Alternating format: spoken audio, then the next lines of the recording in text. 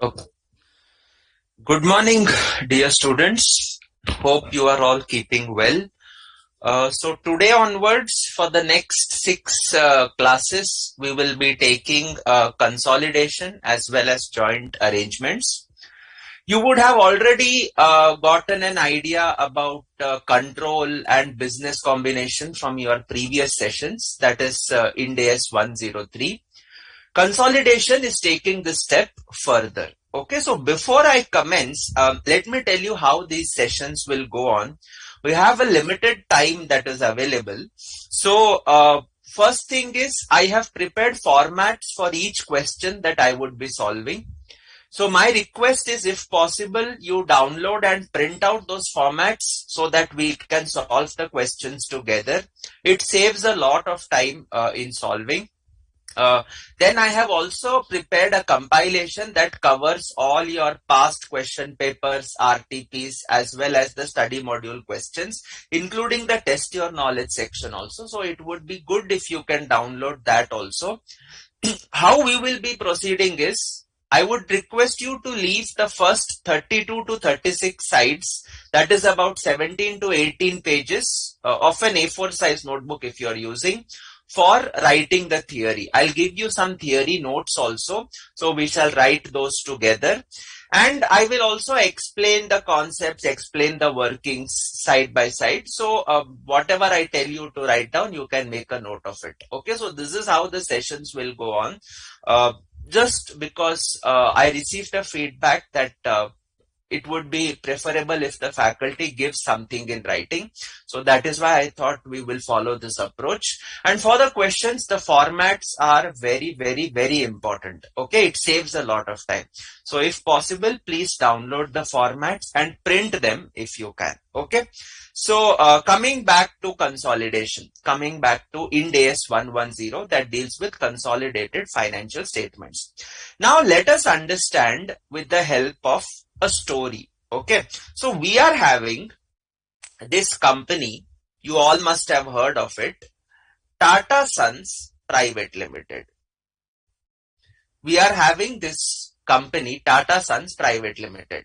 Tata Sons has a lot of subsidiaries. Okay, so I will take a couple of examples. It is having TCS, where the holding of Tata Sons is roughly 72%. It is having a company like Tal AS, which is the subsidiary that was formed for purposes of acquiring Air India. So here this is 100%. It is also having a company like Tata Power, where the holding is about 50%. It is about 46 to 47%. I will take it as 50. Okay. And it is also having, various other companies like, for example, Tata SIA Airlines Limited, which is a joint venture. Okay. So these are some of the companies that Tata Sons is having its interest in. Now, who is owning Tata Sons? The parents of Tata Sons. There are two trusts. One is Sir Dorabji Tata Trust. The other is Sir Ratan Tata Trust.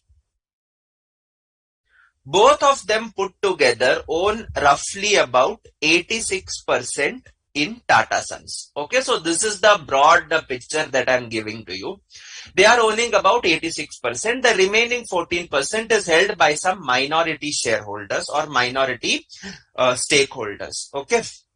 So this is the broad picture of the Tata Group, a small group that I have considered. It has innumerable subsidiaries, but I am considering these for our discussion today.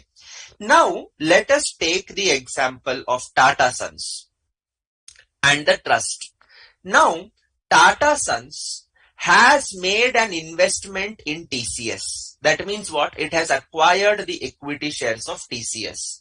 It has acquired the shares of Thales. It has acquired the shares of Tata Power. It has a joint venture with Tata Singapore Airlines in Tata Singapore Airlines Limited. So if I look at Tata Sons standalone balance sheet. Standalone balance sheet means the balance sheet that we normally prepare. The balance sheet that we normally prepare. For forgetting the schedule 3, right now the balance sheet would look something like this. Tata Sons would be having its own equity share capital. That is okay. It would be having its own property, plant and equipment. That is also fine. But the most important ingredient of Tata Sons balance sheets would be investment in TCS, investment in Thales, investment in Tata Power, investment in Tata SIA Airlines. Okay, so these are the vital ingredients. Okay, and that you would have some liabilities, you would have some reserves, what we call as other equity. Okay, forget the schedule 3 and all. I'm just giving a plain simple example. Okay, so this is how the balance sheet of Tata Sons would look like. Now if I look at Tata Sons standalone P&L, how would the standalone P&L look like? It would look something like this. Tata Sons' primary job is to hold the investments. It is like the controlling body. Okay, so the major income from Tata Sons would be dividends from TCS, from Thales, from Tata Power. Okay, so these are primary source of income for Tata Sons. Then it would be having certain administrative expenses. And that would give the final net profit. Okay, that would give the final net profit. So this is what is the picture of Tata Sons as a standalone entity. Now, who controls Tata Sons? It is these two trusts, Sir Dorabji Tata Trust as well as the Sir Ratan Tata Trust. Now what they want to do is, ultimately whatever profits are coming out of Tata Sons, they want to understand how they are performing. They want to understand how Tata Sons is actually performing. So you are going to give them this balance sheet of Tata Sons, the statement of financial position, and you are going to give them the profit and loss account. And then you will tell, sir, this is how Tata Sons has performed. And when this is given to the two trusts, they will look at this, and then the first thing that they will ask is, well, our Tata Sons has invested in a number of subsidiaries. It has invested in a number of associates, joint ventures. We are having only the dividends. This is not giving me a complete picture of how the entities are performing. I don't understand. Okay. Well, but sir, you asked how Tata Sons has performed. Well, legally speaking, yes, this is how Tata Sons has performed. But if you look at the substance, of the structure, it is actually Tata Sons who is also moving into the IT sector. It is Tata Sons which is also moving in the aviation sector. It is Tata Sons which is also moving into the power sector. It is Tata Sons who is moving into the Tata Motors, Tata Steel, IHCL, everything Tata Sons is operating in. That means all these business entities where Tata Sons has a controlling stake, they are nothing but extended businesses of Tata Sons. Sir, कहना क्या चाहते हो? What I want to tell is, ultimately, whatever profits, whatever earnings are generated by these various entities, TCS or Thales or Tata Power, ultimately they belong to Tata Sons. Sir, absolutely right. Where is that fact depicted in the standalone P&L? Sir, वो तो दिखेगा नहीं. That's not visible because both of them are separate legal entities. TCS will have its own balance sheet. TCS will have its own profit and loss. Thales will have its own balance sheet. Power will have its own balance sheet, its own P&L. Because of legal restrictions, because of legal boundaries, I cannot show these assets, these incomes, these expenses, these liabilities as belonging to that of Tata Sons. I have to show them in the respective balance sheets of the individual companies. And therefore, somewhere the standard setters felt that the legal form is not giving a true picture of the financial position, a true picture of the performance that has happened during the reporting period. And that is why long ago, I mean, consolidation existed even in the AS regime. You would have studied AS 21. Okay, so that is why long ago the standard setters felt that we have to set aside the legal form and we have to move towards the substance. What is the substance? The substance is Dorabji Tata Trust and Ratan Tata Trust. The owners of the parent are ultimately having their interest in how each of these businesses are performing.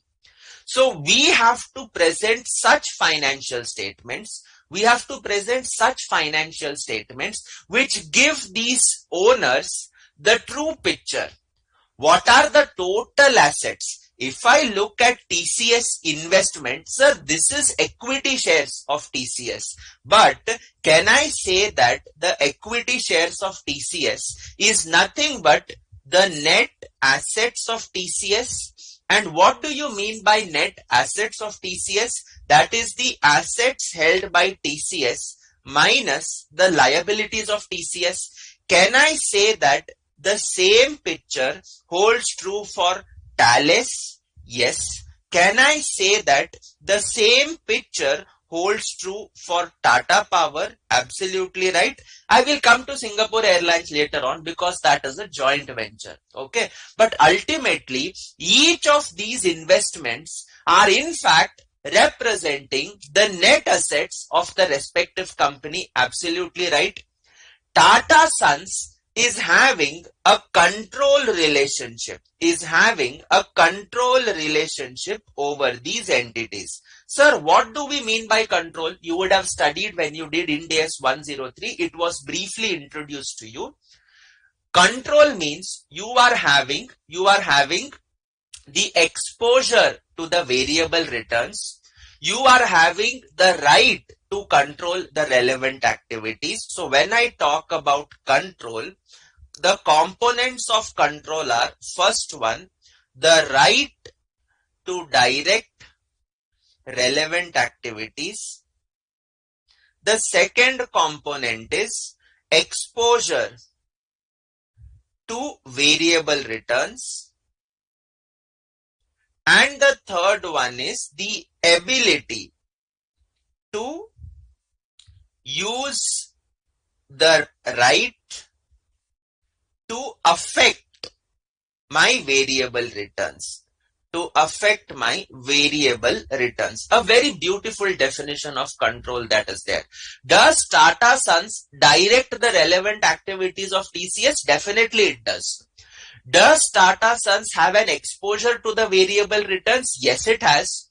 Whatever profits the variable component of earnings of TCS, ultimately who is going to get maximum exposure to that?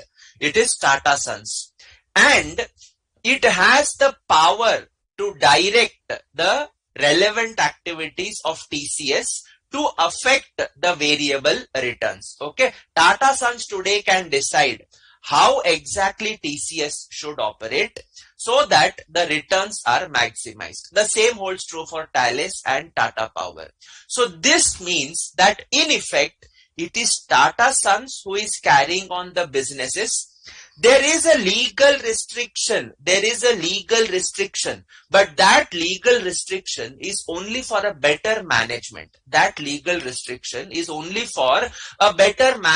Of the companies. Tata Sons will not be able to have all the expertise to put in IT consultants, IT engineers, aviation sector, power sector directors, all under one head. It is going to become a huge, what you can say, a huge hodgepodge if you bring all of them in one entity. So what companies do is they segregate and form various subsidiaries. Each subsidiary, you will have industry experts, you will have expert personnel who are employed to ensure that these entities grow in the manner that was intended. So this is how the entities are formed. Ultimately, substance is Tata Sons has control over all the assets and the liabilities. Tata Sons should also be earning whatever the subsidiaries are earning, and therefore the concept of consolidated financial statements take place. In consolidated financial statements, what is going to happen is all these entities would ultimately vanish. They would ultimately vanish. Sir, vanish means what? They would ultimately be added with that of Tata Sons individual assets. Okay. With that of Tata Sons incomes. With that of Tata Sons expenses. And it would be one single financial statement that would give a picture of how the entire group is performing. So when Dorabji Tata Trust and Ratan Tata Trust, they sit for adopting the financial statements, their interest will not be as much in standalone as much as it would be in consolidated financial statements. Because the consolidated financial statements give the complete picture of how Tata Sons has performed. It gives a complete picture of what Tata Sons owns in the form of assets. It gives a complete picture of what Tata Sons owes in the form of liabilities. And therefore, if we have to talk about standalone financial statements, this is nothing but the legal form. But when I talk about consolidated financial statements, this is nothing but substance over form. Sir, then in that case, why do we have to prepare standalone? Stand से क्या मतलब है अपने को? अभी कहानी के बाद अपने को इतना समझ में आ गया कि stand alone is not so important as much as consolidated financial statements are important. Then why do we prepare standalone financial statements? छोड़ दो बनाना. In fact, if you go to foreign countries, standalone nobody is interested, nobody asks also. The only mandatory requirement abroad is you should prepare consolidated financial statements. Whether you want to prepare standalone or not, the choice is left to the companies. They will be preparing in any case, but whether you want to present it to the public or not is best left to the companies. But consolidated financial statements we will have to prepare. So this is the legal framework abroad. India mein, we need to present both. That is standalone as well as the consolidated financials. So when I talk about standalone, why is it needed? Well, we have various authorities. GST authorities hai, income tax is there, MCA is there, FEMA is there. All these authorities, they are ultimately regulating each entity. These entities don't recognize a group structure.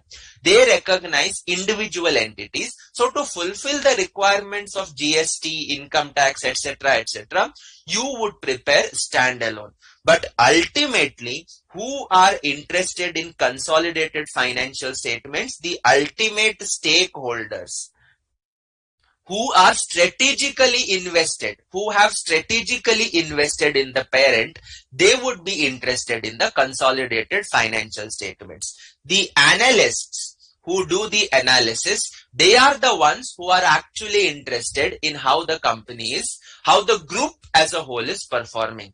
Today, if you look at Reliance Industries, its income from the telecom business is so high as compared to the petrochemical business. However, if you look at Reliance Industries standalone balance sheet, you will only look at the revenues and expenses relating to the petrochemicals business, because Reliance has formed a subsidiary called Jio that carries on the telecommunications business. However, is it a true picture of Reliance's profitability? Today, the maximum value derived from Reliance comes majorly from its telecom arm of Jio, and therefore analysts would largely be interested in the Reliance Industries consolidated balance sheet, consolidated profit and loss, as compared to the standalone balance sheet and the standalone profit and loss. And therefore, this is what is more important from the stakeholders' perspective. This is what is important from the stakeholders' perspective. Okay, so with this background, let us come to writing the legal framework. Writing the legal framework, you can write in your theory, this is your legal framework. Legal framework. Okay. So what is the section? Section 129 of the Companies Act. Section 129 of the Companies Act 2013 mandates that every entity having one or more subsidiaries,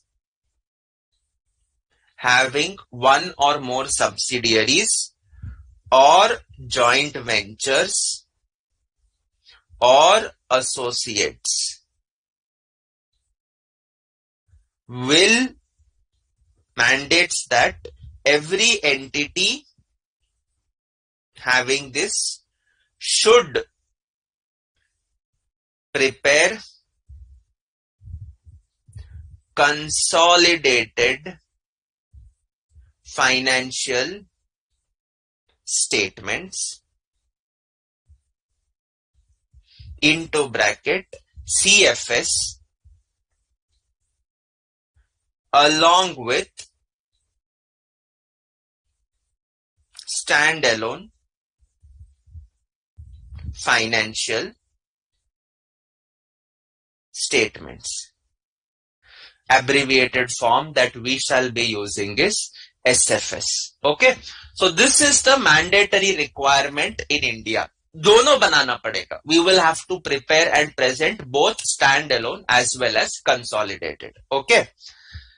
Now, you would have studied Ind AS 103. You would have, okay, if anybody is writing, I will just hold this on for about 30-40 seconds. Then we shall proceed further. Okay.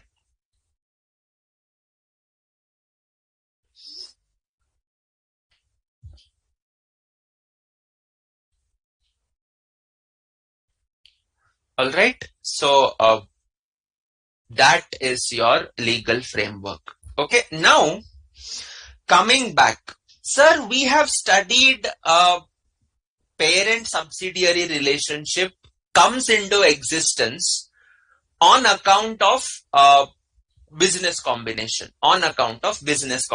So what you would have studied in Ind AS 103 is a company can acquire another company. So basically, when I talk about Ind AS 103, it will include absorption, what you would have studied under AS 14. So similar to Accounting Standard 14. It will include acquisition of a division. Basically, you are acquiring a business. So this example would be HUL acquiring a division of GlaxoSmithKline. the consumer healthcare division of GlaxoSmithKline, HUL had acquired. Okay, all those Horlicks and that entire brand of GlaxoSmithKline, who took it over? HUL took it over. This happened, I think, on 1st April 2020. It will also include acquiring a controlling stake. It will also include acquiring a controlling stake. Example, L&T, one second, acquiring 60, I think more than 60% of Mindtree. Acquiring more than 60% of Mindtree. Okay, so this is how you are going to, you have studied Ind AS 103. Any of these things can happen. Either absorb the entire companies. This was typically L&T acquiring L&T hydrocarbons. L&T hydrocarbons. Okay. Now there is no company known as L&T hydrocarbons. All the assets, all the liabilities, everything were physically transferred to Larsen and Toubro. So this is what was absorbing a company in its totality. Sare assets, liabilities are actually transferred. But what you have acquired is not individual assets and liabilities. What you have acquired was a business, and therefore 103 would be applicable. When I talk about a division, division also contains assets and liabilities. But what you are acquiring is a running business. And therefore, then also 103 would be applicable when HUL acquires the division of the consumer healthcare division of GlaxoSmithKline. It could also be that you have acquired a controlling stake in another company. That means what? L&T was there. Mindtree was there. L&T acquired a stake in Mindtree more than 60%, and therefore today both the companies exist. L&T is also there, Mindtree is also there, but ultimately L&T controls the activities of Mindtree by virtue of its shareholding. Okay, L&T has its own board of directors who is sitting on the board of Mindtree to ensure that Mindtree's operations run in the manner L&T wants. So they are controlling the relevant activities. So all these things were dealt with in Ind AS 103. But ultimately, what are we focusing on in Ind AS 110 is this portion. We are concerned with acquisition of a controlling stake. Okay, so how do I interpret these two standards? How do I interpret 103 and 110? Okay, so Ind AS, come to your theory, versus Ind AS 110. I am specifically talking about holding or parent subsidiary relationship.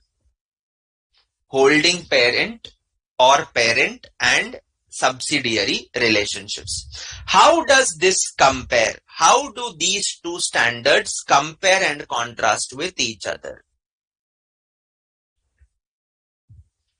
So, I am having date of acquisition.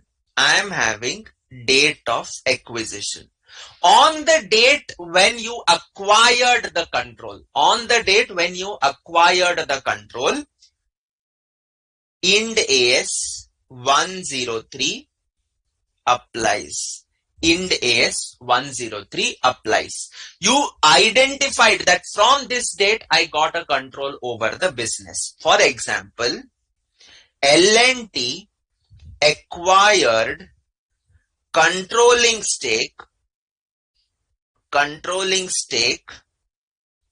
in Mindtree on 2nd July 2019. You can check this up in the annual reports.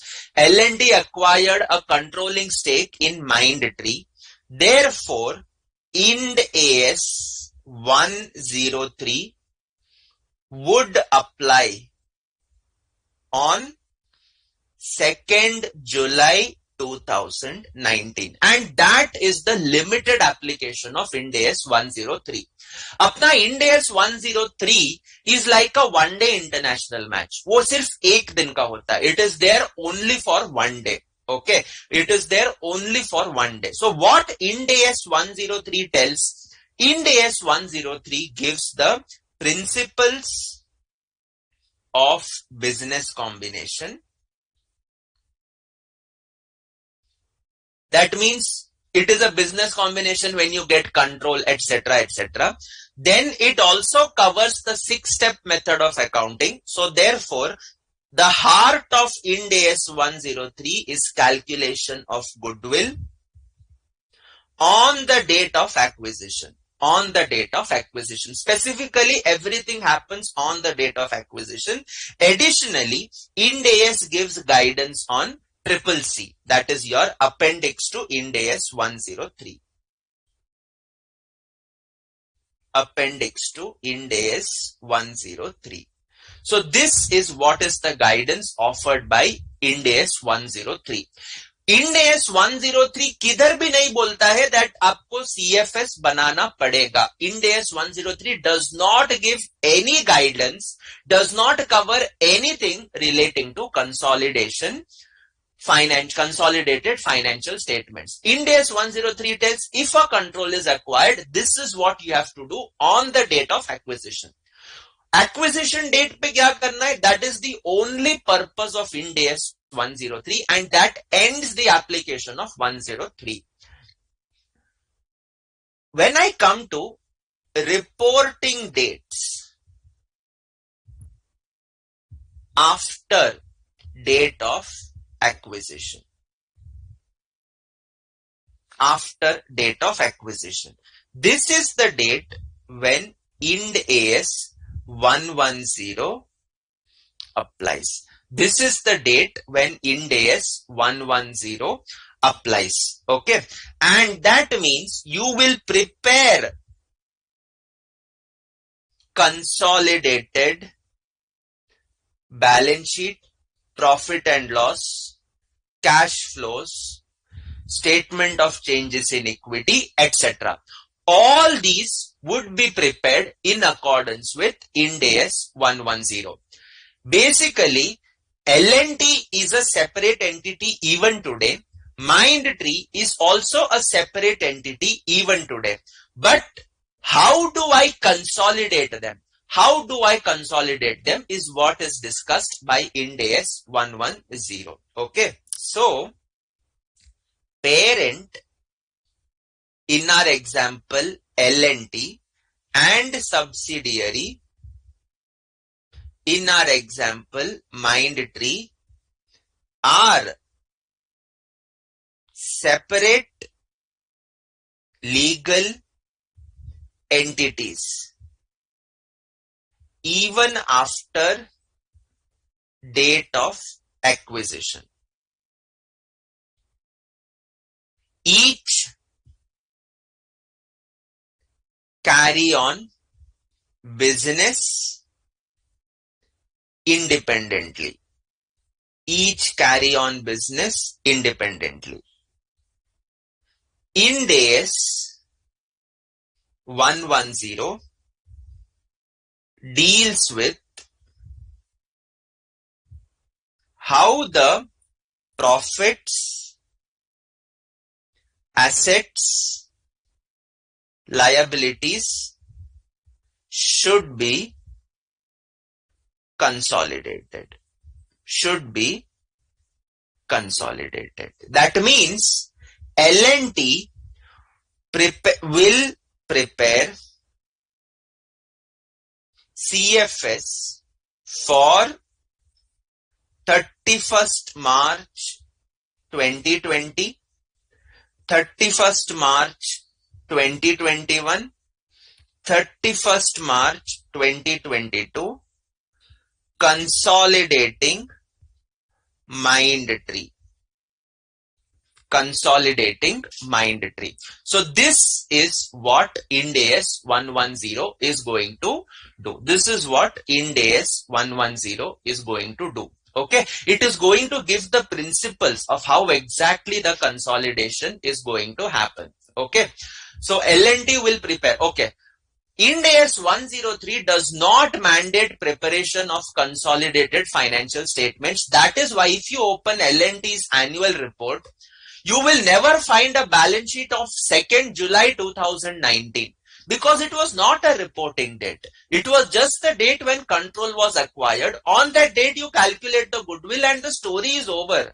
You don't have to prepare a consolidated balance sheet on 2nd July 2019. But when you have to prepare every reporting date after the date of acquisition, consolidation is going to happen. So I will merge the balance sheets of the parent and the subsidiary together as one entity. When will this happen? Every reporting date once the control is acquired. Okay. So consolidation will happen as long as control exists. When control ceases, that means stops to exist, comma, consolidation will stop. From that date, when control ceases to exist, from that date, consolidation is going to stop. From that date, the consolidation is going to stop. Okay, so if you are writing, you can just make a note of this part because this is exactly what 103 and 110 looks like. So 103, for those who follow a little bit of cricket, okay, 103 is like a one-day international match. एक ही दिन का application है.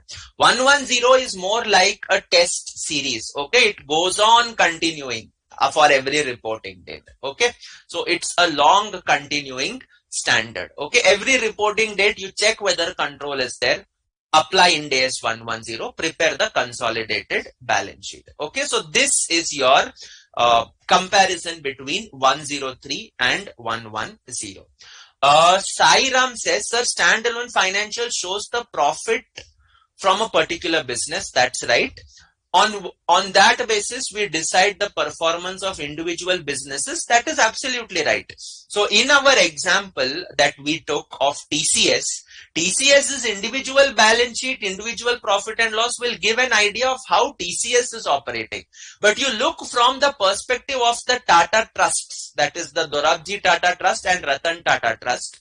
They are interested not only in how TCS operates, they are interested in overall profit that they have earned because they want to use that profit for some philanthropic activities, and therefore they are not concerned with only the profit of TCS.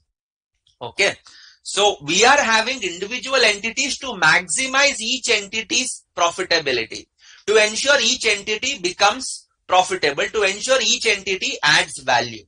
But ultimately, from the parent's perspective, all the entities' combined performance is what the parents of the owners of the parent are interested in. And that is why we prepare consolidated financial statements. Is it okay so far?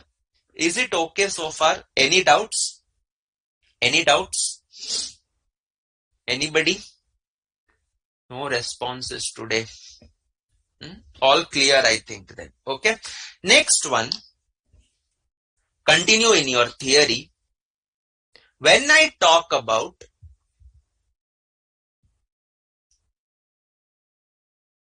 this is the accounting framework. Okay.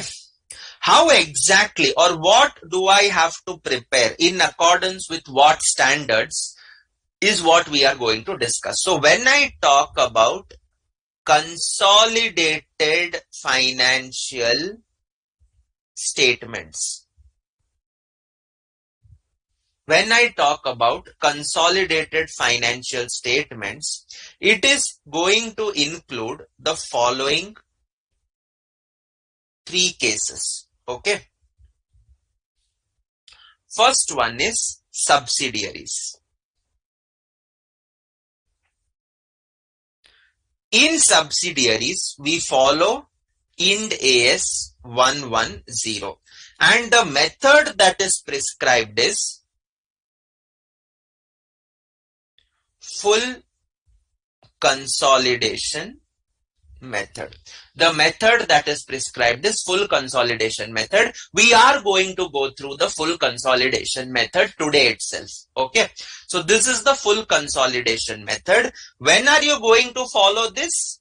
After date of acquisition. After date of acquisition. To apply 110, what is mandatory? A control relationship is mandatory. A control relationship is mandatory. So this is what is going to be done if there are subsidiaries. Many times it may so happen that we would be having joint arrangements. Joint arrangements. Joint arrangements are covered under Ind AS 111. Joint arrangements are covered under Ind AS 111. What do you mean by joint arrangements? Both the parties who are stakeholders in a business, they will have to take decisions unanimously. Unanimously समझते हो? Both of them have to agree to a consensus. Only then the decision can be proceeded with. इसमें stakeholding does not have any say. For example, A Limited may have 70%, B Limited may have 30%, but as per the agreement between A and B, they can take decision only if both of them agree together. That means what? Each person's consent is mandatory to take a business decision. ऐसे arrangements को we call them as joint arrangements. One person alone cannot decide. That is, unilateral control does not exist. One person alone cannot decide. The next one is without that person also decisions cannot be taken. Without that person's also decision cannot be taken. So in the case of control relationship, it is unilateral control. Unilateral control. In the case of joint arrangements, it is joint control. It is joint control. Two or more parties are the ones who are controlling. And when I talk about joint arrangements, this comes under two categories. The first one is joint operations, and the other is joint ventures. The first one is joint operations. The next one is joint ventures. Acha, what do we mean by joint operations? Well, joint operations means that two or more parties come together for a particular purpose. They don't create a separate legal vehicle. They don't create a separate legal vehicle. For example, you are constructing a pipeline. Okay, you are constructing a gas pipeline or a highway, let us assume, which is about 1000 kilometers. Now, individual companies do not have the resources to construct a pipeline or a road for 1000 kilometers. So therefore, you have three entities, A, B and C, who decide to come together, join hands. They say that A will construct 400 kilometers, B will construct 300 kilometers, C will construct another 300 kilometers. They will all come together, decide everything relating to the business. They will not form a separate legal entity. They will each do the work that they have decided to do together. They will all agree upon what material to be used, where to procure from, how do I do the distribution of labor, how much cost should I attribute. All these things will be decided by all three of them unanimously. They will execute their respective projects. Okay. But when the consideration flows to them, they will divide it among themselves in any agreed ratio. They will divide it themselves in any agreed ratio. Basically, if I have to talk, it is nothing but like a partnership. It is nothing but like a partnership. Is partnership a separate legal entity from its partners? Answer is no, it's not. A partnership is nothing but two or more people coming together to do business. So partnership is not a separate legal entity, though you may have a different PAN, you may have a different GST number, that is tax assessments, but the legal status is partners and partnership firm are not different from one another. So in joint operations, you are going to have no separate legal entity. So therefore, in the case of joint operations, what we are going to do is proportionate consolidation. Proportionate consolidation. This proportionate consolidation is in accordance with, again, Ind AS 110. It is in accordance with Ind AS 110. In the case of joint ventures, our example, Tata Sons has invested in Tata Singapore Airlines 51%. Singapore Airlines has invested 49%. They formed a separate company, Tata SIA Airlines Limited. Okay, they have formed a separate company. So a separate entity is there. Now, I cannot say that Tata Sons is interested in the assets directly of the airline. Tata Sons is interested in is having an equity interest in the airline company. Singapore Airlines is having an equity interest in the airline company. Tomorrow, if Singapore Airlines wants to exit, it has to only give up its shares. It cannot lay claim to the assets of the entity. Likewise, if Tata Sons wants to exit, it cannot lay claim. It cannot say that out of 20 aircraft, 5 aircraft belong to me, so I will take 5 aeroplanes and leave. It cannot say that, because the ownership of the aeroplanes is with that joint venture company, Tata Singapore Airlines Limited. Okay, and therefore the interest is in the net assets. Net assets means your equity, and therefore joint ventures means we form a separate legal entity. The consolidation method that will be followed there is the equity method.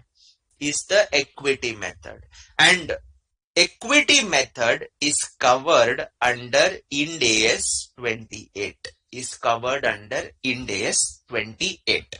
And when you talk about the last one, it is associates. Okay. Associates also, we will be following the equity method of accounting.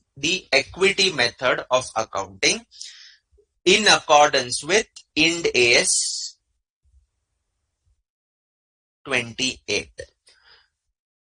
What is essential for associate relationship is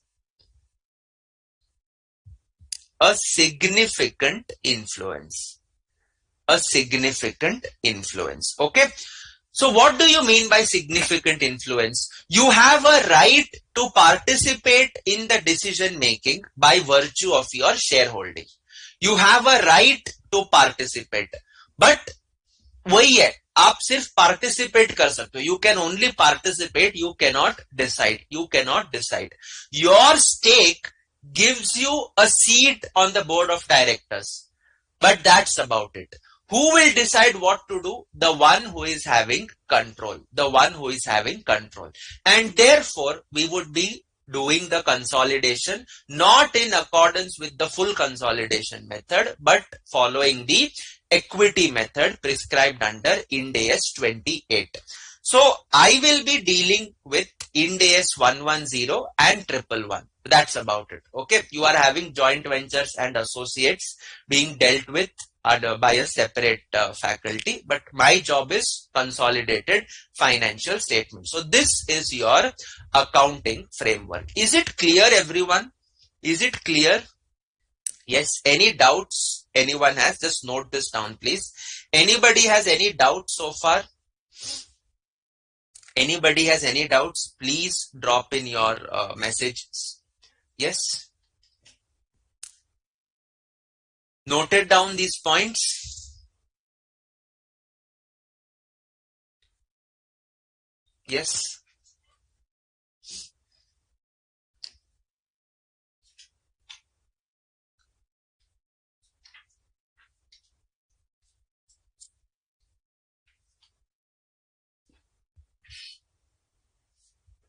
Any doubts? No sir, Sairam is confirming that it is clear. Okay. So ye to ho gaya. This was the broad theory that I wanted to discuss. We shall now come to the proper process. Okay. Abhi just sit back, understand the process. I'll be doing a couple of cases. You don't need to note these down. You just have to understand how the flow is happening. We will then come to certain principles or the method of consolidation. And once the method of consolidation is done, then we move on to consolidation adjustments, so on and so forth. Okay. But as of now, just sit back and follow what is going to happen. Okay. So now the consolidation process. This is not the theory. This is just rough. Okay. The consolidation process. Okay, now let us take case 1. So I am having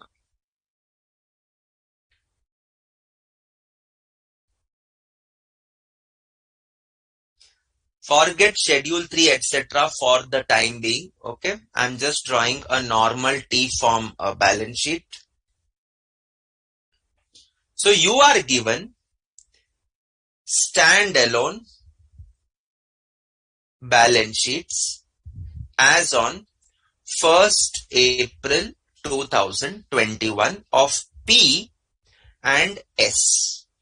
P and S. What is there in this balance sheet? Well, I am having equity share capital 20,000 for the parent, 2,000 for S. Then I am having balance in profit and loss, which is 40,000 for the parent, 4,000 for S. Then I am having creditors, which is 60,000, 6,000. So this total is this total comes to 1,20,000, and this is 12,000.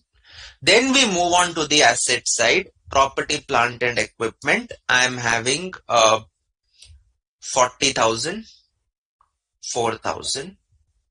I am having inventories 20,000, 2,000. I am having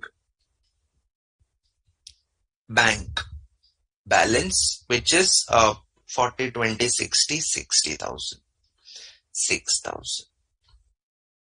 So this comes to 1,20,000 and this comes to 12,000. Okay. So these are the balance sheets which are given to you. Okay. Now, it is later on given that P Limited acquires 100% stake in S on 1/4/2021 for rupees 10,000. For rupees 10,000. Okay. So this is what is given to you, and you are told you will have to prepare the consolidated financial statements as on 1st April 2021. Okay. This is an understanding of the principles. So first thing is, what is the date of acquisition? If I have to do Ind AS 103, the 6-step method of accounting. First one is, who is the acquirer? Well, P is the acquirer. What is the date of acquisition? 1/4/2021.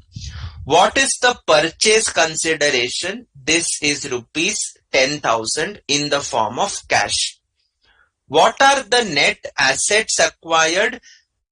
Assuming that fair value and book value are the same, net assets acquired would be 4,000, 2,000, 6,000, 12,000 minus 6,000. Okay.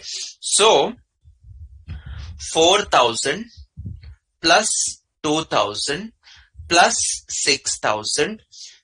These are your assets minus 6,000. This is your liability. So the net assets that you have acquired is 6,000. Fifth step is your NCI, which is 0 because 100% stake is there. So we then move on to the sixth part, that is goodwill. How do I get my goodwill? Well, goodwill is purchase consideration 10,000, add NCI, which is 0, less net assets acquired, which is 6,000. So this is how your goodwill is going to be calculated. Are we in agreement with this Ind AS 103 form of calculating goodwill? Are we kind of able to refresh our memories about Ind AS 103? You would have done this, right? So would you be able to relate? I hope you would be able to relate. Okay. Now this was possible because we are given the balance sheet as on the date of acquisition. We are given the balance sheet as on the date of acquisition. However, consider the case of L&T. Consider the case of L&T and Mindtree. I will make reference again and again to L&T and Mindtree. So don't get bored of it. Okay. When I prepare the consolidated financials of L&T as on 31st March 2020, how do I calculate the goodwill? Sir, we calculate the goodwill based on the net assets on 2nd July 2019 when the date of acquisition has happened. For the year 1920, it is easily available. You can do it. But suppose you don't have the data of net assets on 2nd July 2019 and you have to consolidate on 31st March 2022. How do I do the consolidation? And this is exactly what will be given to you in your examination. In your examination, the consolidation would have happened, say, 10 years ago. The consolidation would have happened, say, 10 years ago. That means, suppose, for example, this consolidation would have taken place on 1st April 2010, for example. Just assuming that Ind AS were applicable in 2010. It was not, but I'm just assuming. 2010, 1st April, you did the acquisition. You have to prepare the consolidated balance sheets academically on 31st March 2022. The first thing that you will ask is, sir, we will need the net assets data. We will need the net assets data. That data will not be given to you in a question on Ind AS 110. How do I do the consolidation then? How do I calculate the goodwill? There is an alternative method to calculate this goodwill. अपने को क्या चाहिए? Sir, अपने को purchase consideration चाहिए. That will be given to you in any case. You will need NCI. That will also be given to you in any case. What is the stake of NCI? You need net assets on the date of acquisition. That data will not be given to you. Instead, what also represents net assets? Well, my net assets is nothing but equity share capital plus other equity, जिसको हम लोग बोलते हैं reserves. So instead of the full-fledged balance sheet of S Limited on the date of acquisition, you will be given the equity share capital and the other equity balances as on the date of acquisition. As on the date of acquisition. In my case, the balances on the date of acquisition comes to 6,000 rupees. Comes to 6,000. What is 6,000? Sir, it is nothing but net assets. 4 plus 2 plus 6 minus 6 is 6,000. So whether I am given the net assets or whether I am given equity capital and reserves balances, I should be able to calculate my goodwill. I should be able to calculate my goodwill. Are yes or no? Yes. So therefore, you will be given the data of equity capital and other reserves. This equity capital and other reserves, ultimately what are you doing? Forgetting NCI, you are ultimately comparing the purchase consideration with net assets, and therefore this net assets is nothing but equity share capital plus reserves and surplus. So all that you have to do is look at the purchase consideration, look at the equity and reserves data as on the date of acquisition, and then compare both of them, and accordingly you can calculate the goodwill. So when I talk about the actual consolidation process,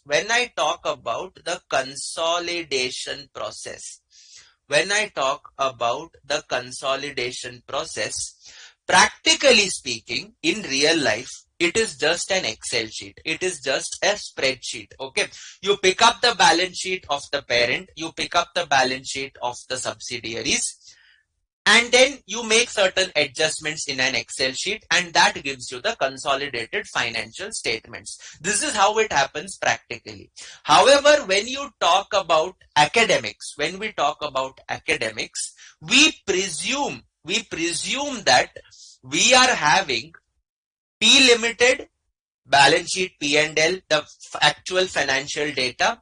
We are having S Limited, the actual financial data, and there is a third set which is the consolidated books, So we will be passing certain entries in the consolidated books. Do these books exist in real life? No, they do not. Aapko kidhar bhi jao, you go to L&D and ask, show me your consolidated books of accounts. They will say, no, we don't have them. We only have the financial statements, the books of accounts of the parents, the subsidiaries, the associates, the joint ventures. But consolidated books, we don't have any such thing. You go to Reliance and ask, they will also give the same answer. You go to Tata's and ask, they will also have the same answer. They prepare consolidation just as an Excel sheet, but when we do the understanding of the process, we will do as if two accounting books are actually getting merged. We will do it as if two accounting books are actually getting merged. So therefore, from the perspective of journal entries, we will maintain something known as consolidated books. Coming back to our example, when I talk about consolidated financial statements, now the acquisition has happened on 1st April 2021 for 10,000. So because of this acquisition, can I say my bank balance falls to 50,000? Yes, sir. And in place of that 10,000 which you spend, you are going to get investment in S. This is worth how much? Well, this is going to be worth 10,000.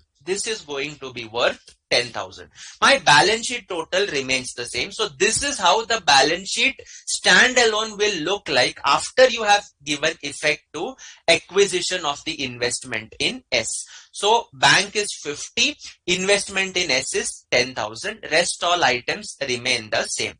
Now what consolidation talks about? Consolidation tells, well, parent and subsidiaries financials will be merged as if it is a single entity. And rightly so, because the parent is having 100% control over the subsidiary. It is having 100% control over the subsidiary.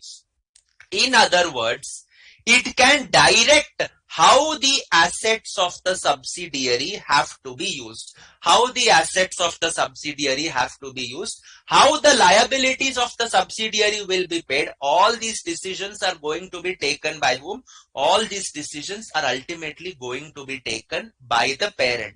And therefore, when I do the consolidation, it will be a line by line consolidation. It will be a line by line consolidation of all assets and all liabilities, excluding equity capital and reserves and surplus. Excluding equity capital and other equity, all other items we will do a line by line addition. We will do a line by line addition. So whenever I have to do my consolidation process, step 1 is always going to be, don't write this down, I'll give it to you, prepare consolidated balance sheet. This consolidated balance sheet will be prepared normally in schedule 3 format. Abhi ke liye we don't have the schedule 3 for this example, so we are going to do it as a regular balance sheet, T form balance sheet. P Limited consolidated balance sheet as on 1st April 2021. Just a minute.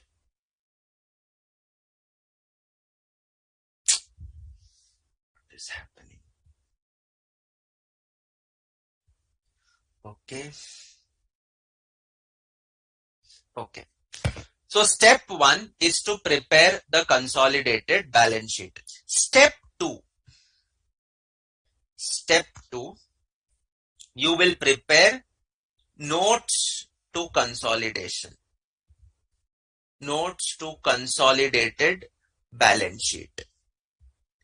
In this, I will be preparing note 1, that is assets and liabilities. I will be preparing note 1, that is assets and liabilities, and academically also you will have to prepare this PS adjustments total. What are my assets? What are my liabilities? Well, my assets are property, plant and equipment, inventory.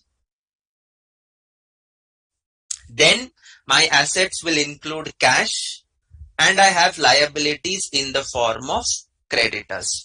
What is my PPE? Just copy the data from the question that you are having or the standalone balance sheets that are there. So here you will be having 40,000, inventories 20, bank 50.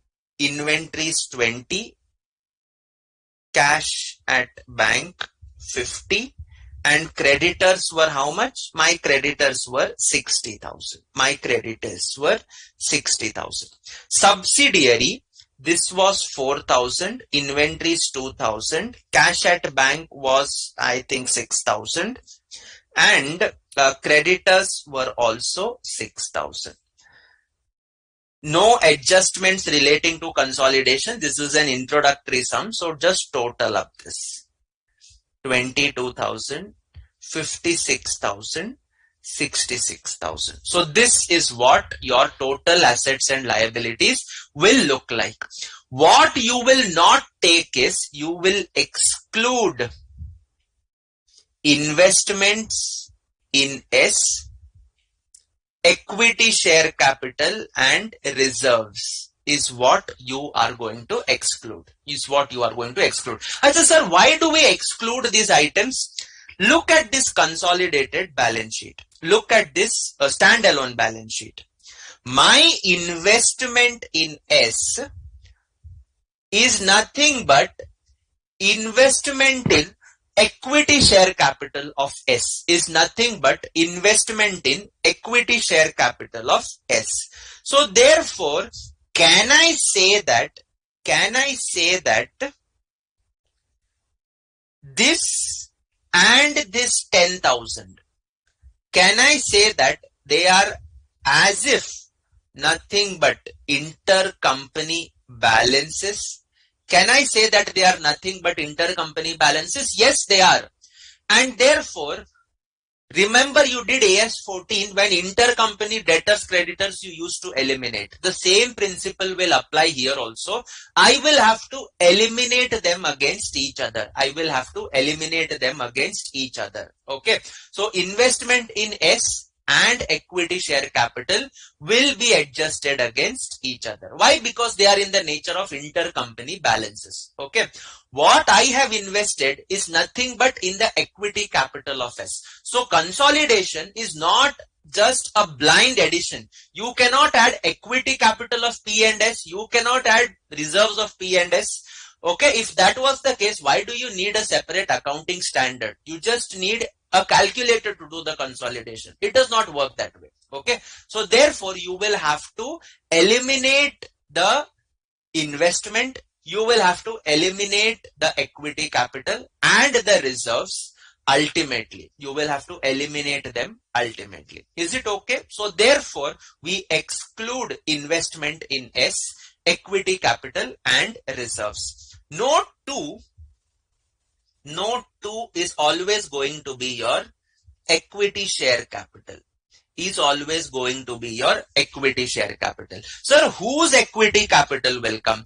Well, subsidiaries capital is going to get adjusted against the investment, and therefore I am going to be left with only this, that is the equity capital of the parent, which is right also. When I am presenting consolidated financials of Tata Sons to the parent, to the owners of Tata Sons, owners will only look at their equity capital. No, they are not concerned with subsidiaries. They will ask how this increased if you take subsidiaries, but actually subsidiaries capital is getting eliminated against the investment in the subsidiary, and therefore only one equity capital will come, that is of the parent. That is of the parent. So here I will be having equity share capital of P Limited, which was how much? 20,000. Which was how much? 20,000. Okay, so here I will be having equity share capital 20,000. Equity share capital 20,000. Fairly clear. Okay. Next one is note 3. Consolidated other equity. These note numbers, note formats, the manner of solving will be the same in all the cases. Okay, एक दो cases में note numbers will change, but otherwise the flow is going to be exactly the same. Consolidated other equity में क्या आएगा? Well, first thing is standalone of the parent. Standalone of the not this way. Sorry, this won't be like this. It will include the P&L. Okay, other reserves are not there. And below this, you will prepare step 3, working notes. Step 3, working notes. Working note 1 is going to be consolidated P&L balance. Is going to be consolidated P&L balance. So, what do you mean by consolidated P&L? Well, parent plus the subsidiary. So, standalone of the parent, P Limited, is how much? 40,000. Add standalone of the subsidiary. Sir, we should take 4,000. Answer is no, you cannot. You cannot. Why? Because this 4,000 already existed on the date when you acquired. This 4,000 already existed on the date of acquisition.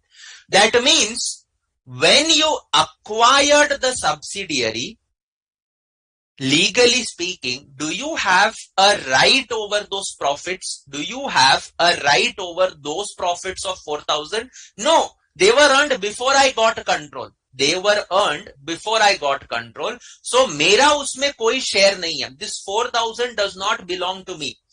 I will be paying more on account of the accumulated profits that are there. I will be paying more on account of the accumulated profits that are there. Okay. Not understood? Let us understand this further. Balance sheet of S on date of incorporation. What will be there? Equity share capital 2000, cash 2000. So this was the balance sheet on the date of acquisition. Balance sheet of S on 1st April 2021 look something like this.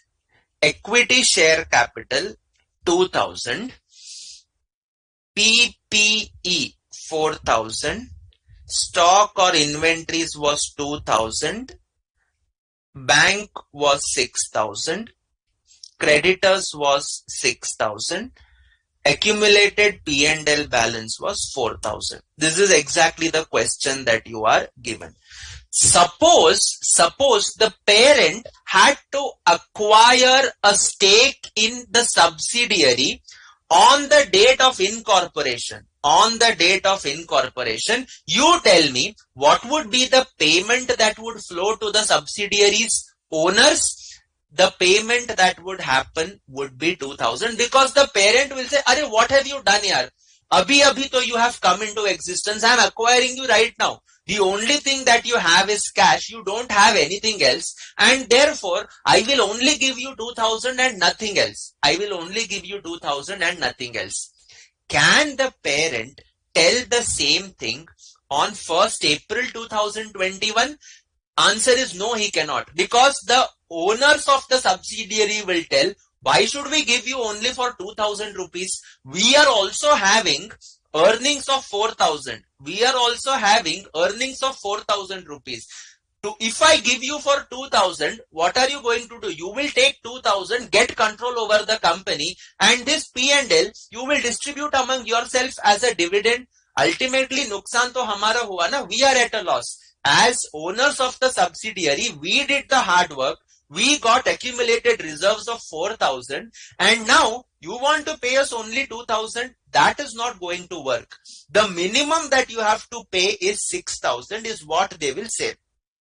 Ultimately, payment is happening of 10,000 because of some goodwill that would have been generated by S Limited. But what is important is, you as the acquiring parent cannot get a share of these profits. Cannot get a share of these profits. Why? These profits were earned before the parent acquired control. And because they were earned before the parent acquired control, you have to compensate to the owners of the subsidiary for these profits. You have to compensate to the owners of the subsidiary. In other words, can you consolidate these profits in your P&L? No, you cannot. What are you going to do? You will have to purchase the pre-acquisition profits. You will have to purchase the pre-acquisition profits. So you are not only acquiring the equity, you are also acquiring the pre-acquisition profits.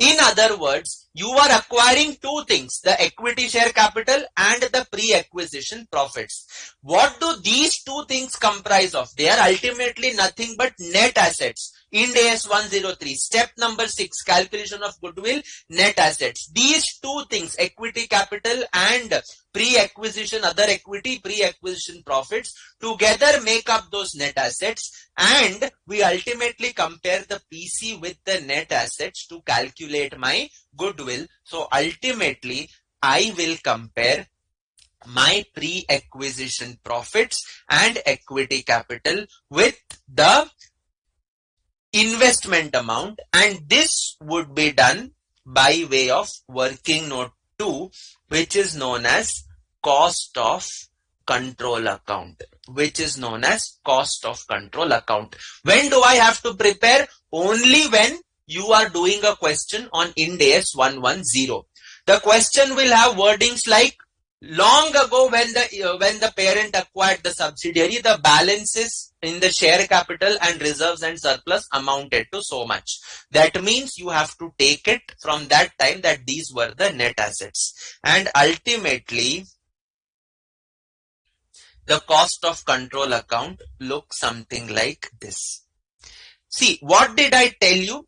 We will have to eliminate this investment against this equity capital and these reserves. So the journal entry that is going to be passed is investment is an asset, debit balance. So the journal entry that will be passed in the consolidated books is cost of control account debit to investment in S. This was for 10,000. This was for 10,000.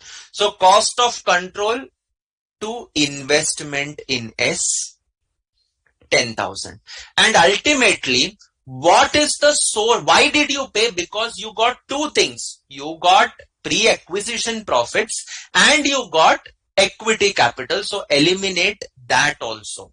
So equity share capital of subsidiary debit, pre-P&L of S debit to cost of control account, to COC account. This was 2,000. This is 4,000. Total is 6,000. My stake is 100%. So by equity share capital 2,000 by pre-P&L 4,000. That kind of concludes the COC account.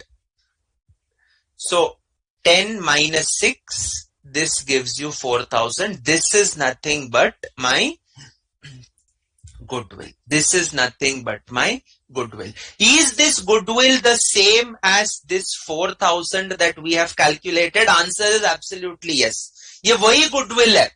But we have not followed the Ind AS 103 method. We are following the consolidation method of calculating the goodwill. So once I calculated this goodwill, look at this balance sheet. Look at this balance sheet. What all is eliminated? Equity capital is eliminated now. Profit and loss is eliminated. Did I consider all these assets and liabilities? Investment is also eliminated. Investment is also eliminated. Did I consider all these items? Yes. 1, 2, 3, 4. Did I consider all assets and liabilities? Yes. Did I consider equity capital of the parent? Yes. Did I consider P&L of the parent? Yes. So now let us look at the picture. Let us now look at the picture.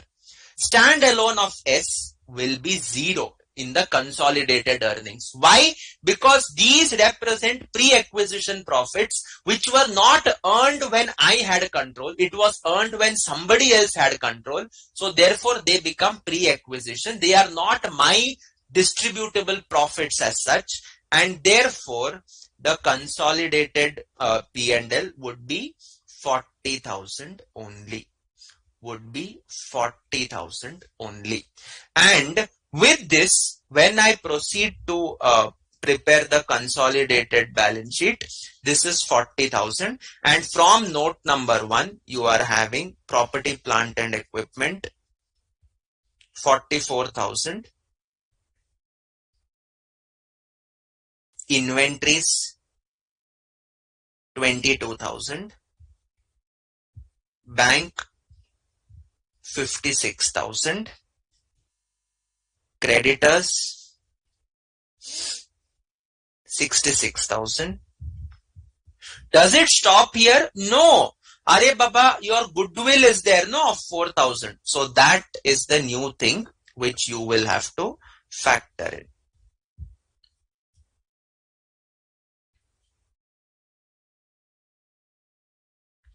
$4,000.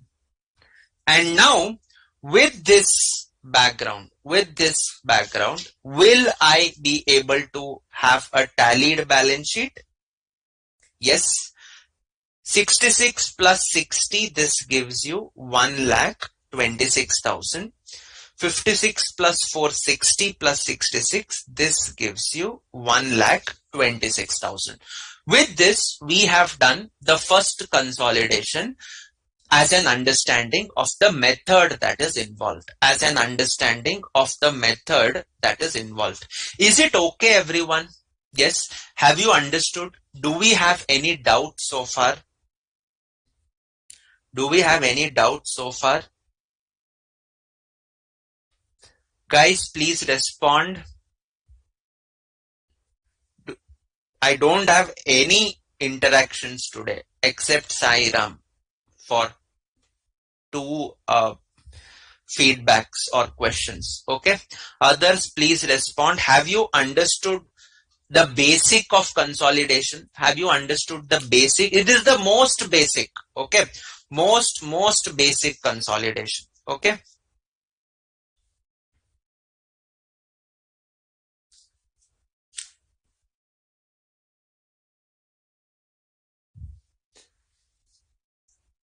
If you are writing, it's okay, but this writing is not needed. Okay. Because we are going to do umpteen questions where all these steps, everything will be seen on a regular basis. Have you understood this? Sir, can you repeat step number 3 again?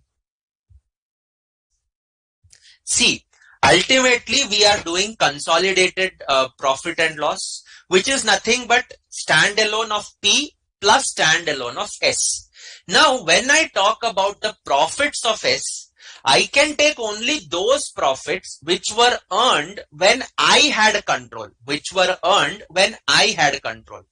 When was this profit of the subsidiary earned 4,000? Sir, this was earned before you acquired control. So should it go in my P&L or should it go to my cost of control? Sir, it should go to my cost of control because you have paid for this. These are your net assets for which you are paying. You are purchasing this pre-acquisition profits. You are not earning these pre-acquisition profits, and therefore this goes in your cost of control. That means on 1st April you had this balance of P&L. On 1st April you acquired the company, and therefore this is going to go against your cost of control. What is your cost of control? This is how you are going to calculate your goodwill. I am going to compare my investment in S against the equity capital and the reserves. And what are these two things? These are nothing but net assets. What is the outcome of preparing a cost of control account? I am going to eliminate my investment in S. I am going to eliminate the equity capital and pre-P&L of S. Where will this be eliminated? In the consolidated books. Where will this be eliminated? In the consolidated books. In the standalone books of T, you will not pass these entries. In the standalone books of S, you will not pass these entries. These are passed in the consolidated books. Ye academic hai. Real life, it does not happen like this, but for academics, we will have to take it like this. So I will compare my investment in S with the equity capital and the pre-P&L. Sir, why do we need to eliminate my investment? I am consolidating. So when I consolidate, P and S will be one single entity and I cannot invest in myself. So that is one reason why I have to eliminate. The next reason is this investment in subsidiary is a straightforward intercompany balance of the equity capital. है ना? मैंने किसमें invest किया? मैंने invest किया equity capital में. तो obvious सी बात है इंटरकंपनी बैलेंस जैसा हो गया ना. पेरेंट का इन्वेस्टमेंट इन एस कुछ और नहीं इक्विटी कैपिटल ऑफ एस है, तो दोनों को आमने सामने हमें एडजस्ट करना पड़ेगा. We will have to adjust it against each other. हम कैसे एडजस्ट करेंगे? Through the cost of control account. Pre P&L हम क्यों एडजस्ट कर रहे हैं? This pre P&L was in existence on the date of acquisition. मतलब जब पेरेंट का कंट्रोल था, क्या आपने कमाया था वो प्रॉफिट? नहीं, आपने उसके पहले कमाया था. मतलब आप ये प्रॉफिट्स सब्सिडियरी के पेरेंट्स, सब्सिडियरी के ओनर से परचेस करोगे, yes, I will pay them for this profits and therefore it will not go as a part of the consolidated P and L balance. कहां जाएगा वो? It will go to cost of control balance because you are paying for it. So basically, what is my cost of control account? It is nothing but what have you paid to acquire control? What have you paid? Sir, I paid 10,000. Against this 10,000, ये 10,000 किस किस चीज के लिए पे किया? What have you paid it for? Sir, I have paid it for equity capital and I have paid it for the pre-acquisition reserves. That means you have paid extra. You have paid extra. Sir, why you paid extra? That was the existing business. So the extra that I have paid will be shown as goodwill. The cost of control is ultimately 4,000 rupees. That is your goodwill. That is your goodwill. अभी समझ में आ गया cost of control? Yes. Have you understood, guys? Have you understood? Please respond. Please respond. Okay. Sairam, did you understand? And that is why out of the total 4,000 profit, entire 4,000 was pre-acquisition. So that will go to your cost of control. That will go to your cost of control. Post-acquisition, there are no profits. And therefore, कहाँ जाएगा वो? Entire COC में जाएगा. Nothing will be added to the parents' earnings. Nothing will be added to the parents' P&L. Consolidated other equity will remain at 40,000. Okay. So that is how your consolidated balance sheet will look like. Sairam and Mahinder, did you understand? आपको समझ में आ गया?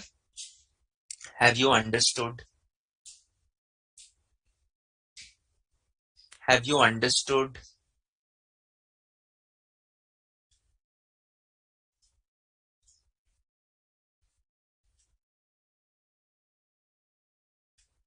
Have you understood? Sairam, we are preparing the consolidated balance sheet on the date of acquisition. मैंने आज acquire किया और आज ही balance sheet बना रहा हूं. I have acquired on 1st April. I am preparing the balance sheet on 1st April. Where have you earned the profit? Profit तो अभी अर्न होगा ना. Profit will be earned after you start operations under the control of the parent. In this case, I am preparing the consolidated balance sheet on the date of acquisition. So where have you earned the profit? You've not earned the profit in your control. Already earned profits you have purchased. Did you understand? Sairam.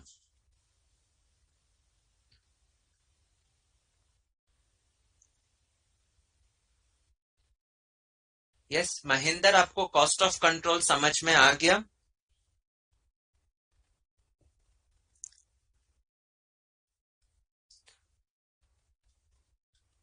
We will come to the case where profits will be added. Don't worry. But in this case, it won't because you did not earn in your control.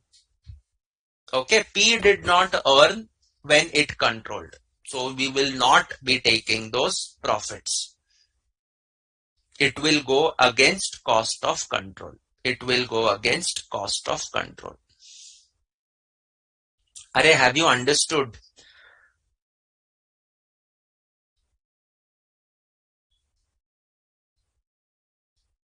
Have we understood? Yes.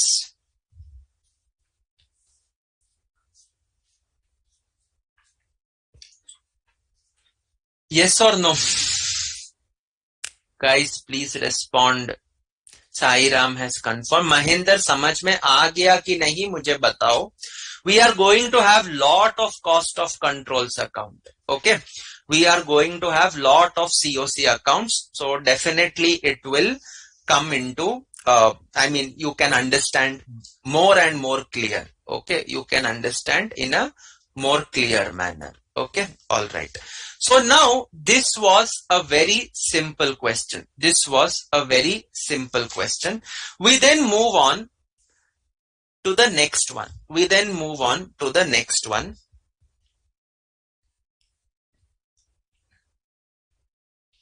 Example 2. Suppose in above case, P acquires 80% of S for rupees 8,000. Prepare consolidated balance sheet on 1st April 2021. That is the date of acquisition. ठीक है. So ये case है. Now you don't have 100% holding. You are having an 80% holding. So remember Ind AS 103. Rest all remains the same. Okay.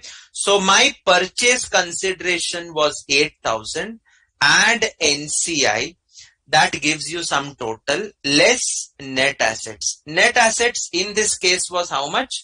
Net assets in this case was 6,000 on the date of acquisition. NCI is 20%.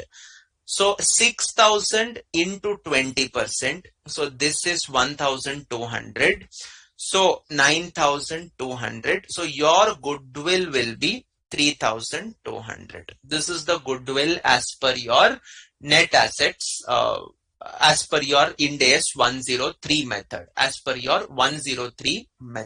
Okay. Now we move on to the actual workings under consolidated balance sheet. Step 1 kya hai? Well, we shall prepare the consolidated balance sheet of P. Okay. Ideally in schedule 3, but right now we are understanding the concept. So abhi there is no schedule 3. We will be preparing it in a normal T form. Okay. The next step is, what is step number 2? Note 1, assets and liabilities. Parent, subsidiary, adjustment, total. Okay. PPE, inventory, bank, creditors. PPE was 40,000. Inventory is 20,000. Bank is, I think, bank kitna rahega? Not 50 now. Abhi it won't be 50. I have acquired it for 8,000. So bank is going to be 52,000. Okay. So bank is 52,000 and creditors remains at 60,000. Subsidiary के case में PPE 4,000, inventory 2,000, bank 6,000, creditors 6,000. Consolidation adjustment कुछ नहीं. So this is 44,000, 22,000, 58,000, 66,000. Okay. Sir, we should get a question here. Sir, I have acquired only 80%. I have not acquired 100%. If I have acquired only 80%, why are we taking the full value of subsidiaries? Subsidiaries, assets and liabilities, why am I taking the full value? Sir, we should take 80% only, no? Because 20% belongs to the NCI. Your argument is correct, but understand the fundamentals. Suppose S Limited has a parcel of land. P Limited has to decide what should be done with that parcel of land. You tell me, will P Limited be able to decide for the entire parcel of land, or will it be able to decide only for 80% of that land? Sir, it can decide for the whole land because it is having a controlling stake. If P Limited wants to sell that land, it can sell. It cannot say, I will sell 80%, 20%, let NCI decide. No, it cannot. It will decide about the entire 100% of the land. If P Limited wants to construct a building on that, it can construct. If P Limited wants to rent out that land, entire 100% will be let out. What I'm trying to say is, the parent can actually exercise 100% control on the assets, 100% control on the net assets. Okay. The bank balance of S is 6,000. What should be done with that bank balance? Who will decide? The owners of S will decide who have the control. P has the control, and therefore P will decide how exactly should I utilize this 6,000. How exactly should I utilize this 2,000 of inventory? Okay. And when should I pay this 6,000? The parent will not say, my responsibility is 80% and therefore I will decide about PP, inventory, bank creditors only to the extent of 80%. ऐसा नहीं होता. It does not work like this. आप as a parent 100% के लिए आप responsible हो. आप सिर्फ अपने होल्डिंग तक का जिम्मेदारी नहीं रख सकते. You are controlling the entity. Controlling means what? आपको 100% ऑफ नेट एसेट्स पे आपका कंट्रोल है. तो सर कंट्रोल का क्या फायदा? What is this 80-20, 100-0? सब तो एक है, एक नहीं होता है. When you talk about profits, when you talk about profits, the profits earned after the date of acquisition, उसमें आप पूरा का पूरा नहीं खा सकते हो. You have to give a 20% share to the NCI. Your share is 80%. Your share is 80%. So there you can actually see the division of 80-20. You can actually see the division of 80-20. But in note number 1, the division is not going to happen because you are exercising a complete control over the entity, a unilateral control. Okay. So note number 1, assets and liabilities. Note 2, equity share capital. Whose equity will come of P Limited, which was 20,000. Okay. And then I have note 3, which is consolidated other equity. In that I will be having P&L. Then step number 3, working note 1, consolidated other equity. When I talk about consolidated other equity, I will be having only one item, that is P&L. Standalone of the parent. Kitna tha? The standalone of the parent was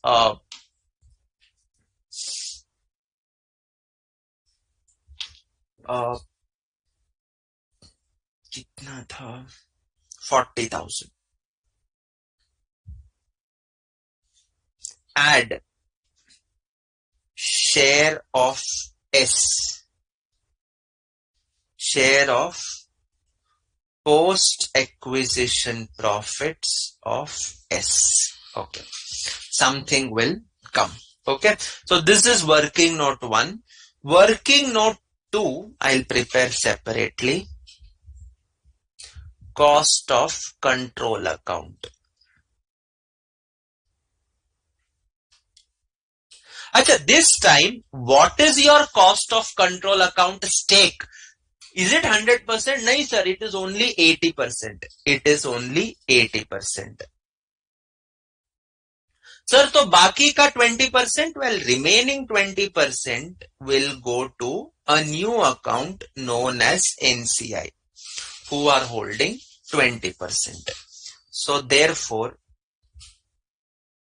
this is your NCI account. Okay, this is your NCI account. So the first step is now we have prepared the formats.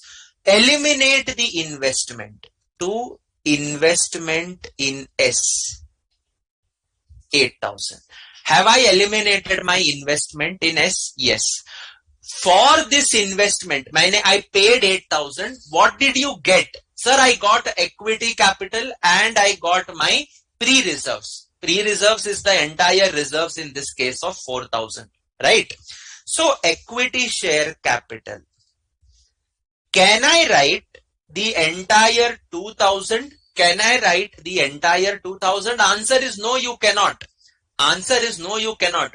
Where did you acquire 100%? You have acquired only 80%. So you cannot write this 2,000. You will be writing 2,000 into 80%, and that is 1,600. That is 1,600. Sir, remaining 20% वो आपका नहीं है ना, it's not belonging to you. It belongs to NCI. It belongs to NCI. So equity share capital 2,000 into 20% will come here. So this is 400. So I have eliminated the equity share capital in two places. 80% in COC, 20% in NCI. And what about the pre-P&L? What about the pre-P&L? Sir, I paid 8,000 for how much share? Sir, I paid for 80% share. So pre-P&L also will go as 80%. That is 4,000 into 80%. 3,200. Pre-P&L.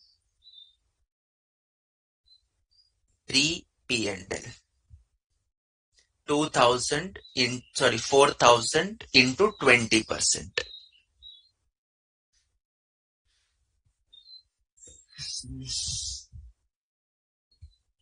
20%. So this gives you 800. This gives you 800. And then you balance this up. So this is 8,000. This is 8,000. 8,000 minus 4,800. This gives you a goodwill. This gives you a goodwill of 3,200. When I balance my NCI, what is this? Sir, this is a liability, right? To balance. I'll come to the presentation aspect later on. Abhi ke liye, this is just a balance that is carried forward. This is just a balance that is carried forward. And that concludes your workings. There are no post-acquisition profits. So this is 40,000. This is 40,000. Ultimately, when I prepare my consolidated balance sheet of P, it will be having equity share capital 20,000. Consolidated P&L 40,000. I will be having NCI now 1,200, and I will be having creditors at 66,000. Creditors at 66,000. When I talk about assets, I will be having PPE 44,000. I will be having goodwill appearing at 3,200. I will be having inventory appearing at 22,000, and I will be having bank appearing at 58,000. So that if you add up 66 plus 60, 126, 1,27,200. 58 plus 22, 80 plus 44, 124, 127,200. And this is how the consolidation will happen when there is an NCI. When there is an NCI. Okay. So this is exactly what you are going to do. This is exactly what you are going to do. Is it okay? So far, have you understood? Are we getting little bit of comfort? Are we getting little bit of comfort in understanding? Little bit of comfort in understanding? Yes or no?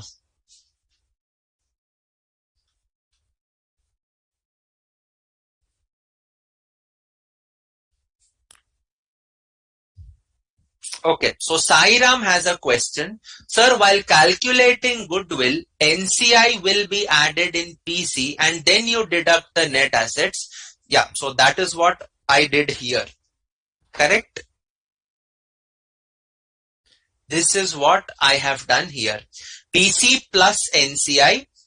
From that you deduct net assets to arrive at goodwill. है ना? This is 103. This is your method to be followed for 103. Ultimately, what is this NCI? This NCI is nothing but, you remember having studied two methods? Proportionate share of net assets. And the other one was NCI at fair value. So here I have done a proportionate share of net assets. Now see, I can calculate the same goodwill. I can calculate the same goodwill in another manner as per 103 only. As per 103 only. Okay. देखते हैं how we can do that. Okay. This is also 103. But the same thing, I will do it in an alternative way. Please let me know if you have understood. The purchase consideration is 8,000. This purchase consideration was for how much? Sir, this PC was for 80%. If purchase consideration is for acquiring 80% stake, I should compare this purchase consideration with the net assets of the company. Yes. Can I compare it with the full? No, I cannot. I can compare it only with 80% because my share in the net assets is only 80%. So therefore, net assets is 80%. What are my net assets? Sir, my net assets on the date of acquisition was 6,000. Uska 80% is 4,800. So 8,000 minus 4,800. I am paying extra. Why am I paying extra? That extra is known as goodwill. Sir, is this goodwill the same as this goodwill? It is. 100% it is. Yes, 100% it is. ये वही goodwill है. It is just that we have calculated it differently. But sir, you just now said that 100% of the net assets are controlled by the parent. Yes, that is why this is a conceptually sound presentation, because this takes into picture 80% stake for the PC, 20% of NCI. So the total is 100%. This 100% I am comparing with the net assets to arrive at the goodwill. This is how the goodwill is actually calculated. But if I split down the components, the PC is for 80% of the stake. Therefore, net assets also will be only 80%. There is no NCI in this component. Why? Because I have taken the net assets only at 80%. Nothing wrong in this conceptually. But speaking on a conceptual framework, what makes more sense is the parent controls 100% of net assets. However, it has a liability towards NCI to the extent of 20%. To the extent of 20%. Instead of saying that I will show only 80% in my balance sheet. This is what we call as a proportionate method. This is what we call as a proportionate method. This I cannot follow in consolidation. Why? Because the parent will actually exercise the control over all the assets. That is why this method is more clear. But mathematically, both are the same. Mathematically, both are the same. So in my working in the COC account, my net assets are represented by two items. One is equity capital. The other is the pre-reserves. So I am going to compare this investment in S, which is 80%, only against 80% of equity, 80% of pre-P&L. Only then can I get goodwill. No, I cannot compare 80% here and put 100% there. Why? Because 20% is belonging to some outsiders who are nothing but my non-controlling interest. So therefore I split it and I do the presentation. This calculation is more aligned with this working, is more aligned with this working, is more aligned with this working. I show NCI as a separate account. I show NCI as a separate account there. Is it okay? Sairam, did you follow? Yes. So basically all the roads are leading to calculation of goodwill in accordance with Ind AS 103. Why I am stressing and comparing with Ind AS 103 on a regular basis is that ultimately you have to remember whether you calculate goodwill using the cost of control account method or you calculate goodwill using Ind AS 103 method, your answers cannot be different. Your answers have to be the same. In life also, in practical life also, the goodwill on the date of acquisition is fixed.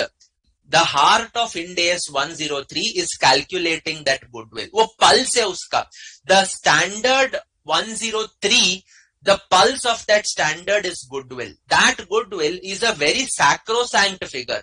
वो कभी change नहीं हो सकता. It cannot change except in two cases. It can be changing only if there are indicators of impairment or the measurement period concept which you would have studied under Ind AS 103.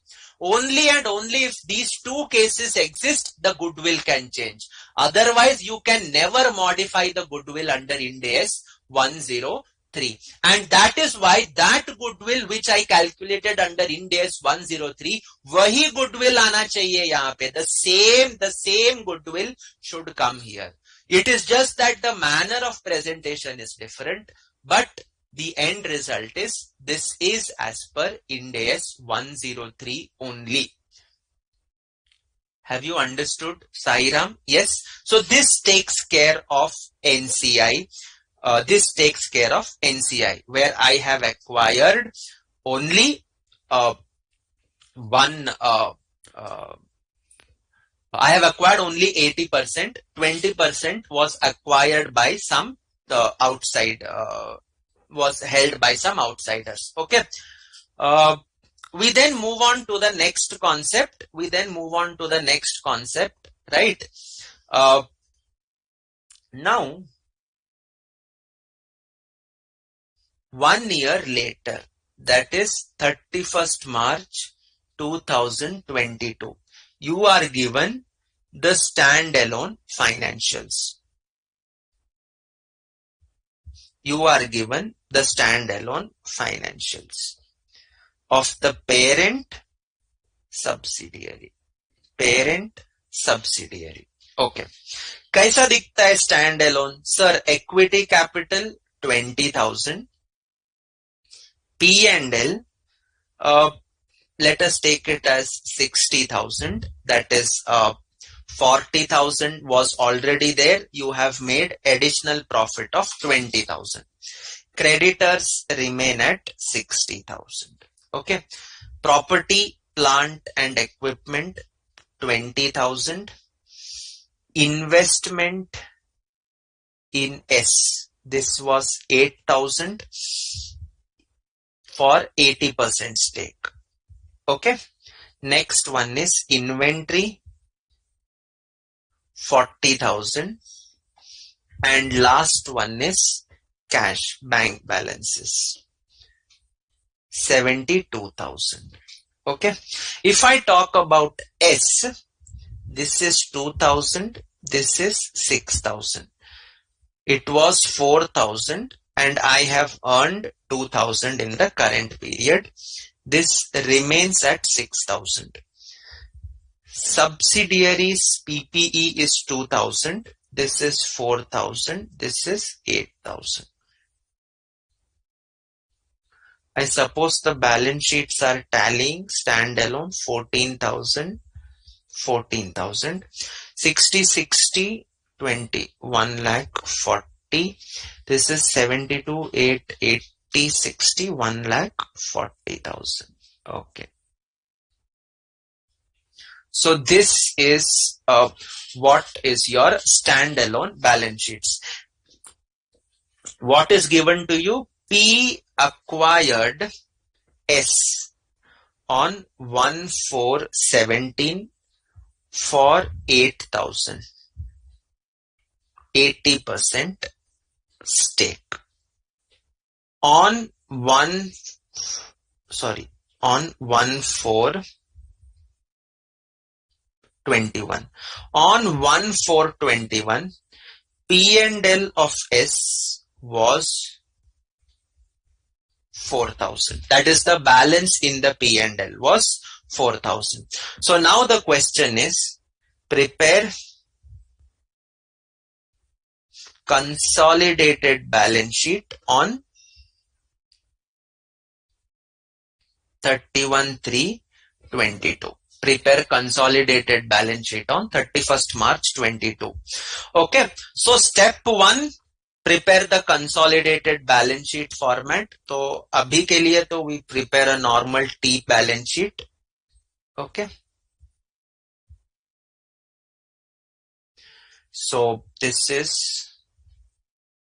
consolidated balance sheet of P Limited 31st March 2022. Okay.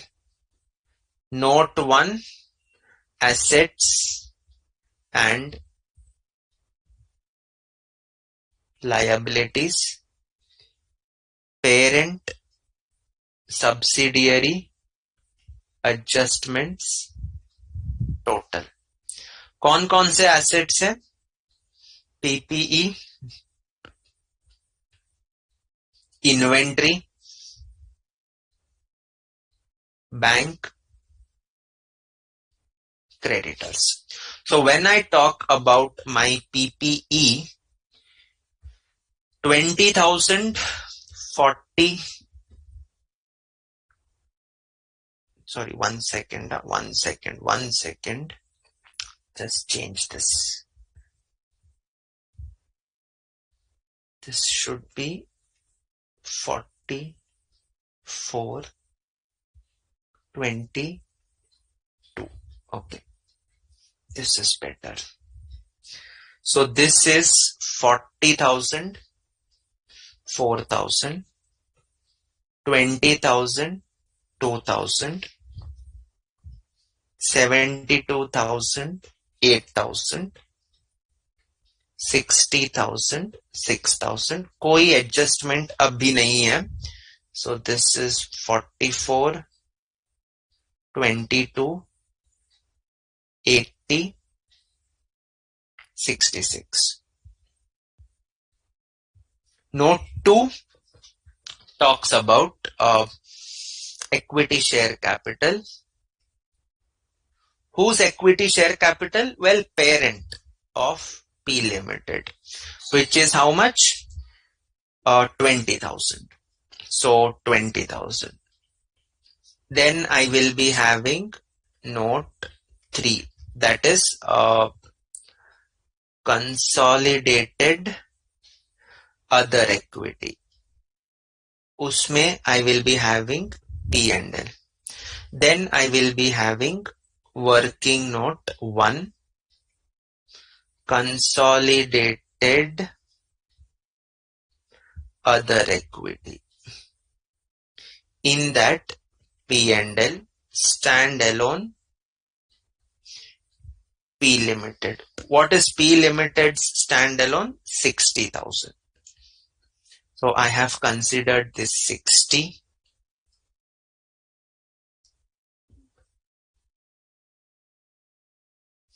Okay. So this is what it looks like. Then I will prepare working note 2, cost of control account. My stake is 80%.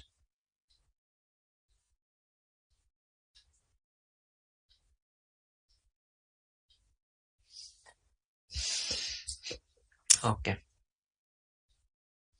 Working note 3, NCI account 20%. Okay. So this is done. And then you will have a working note for analysis of reserves of subsidiary, which is P&L. What is the balance of this P&L? The balance of this P&L is 6,000. Okay.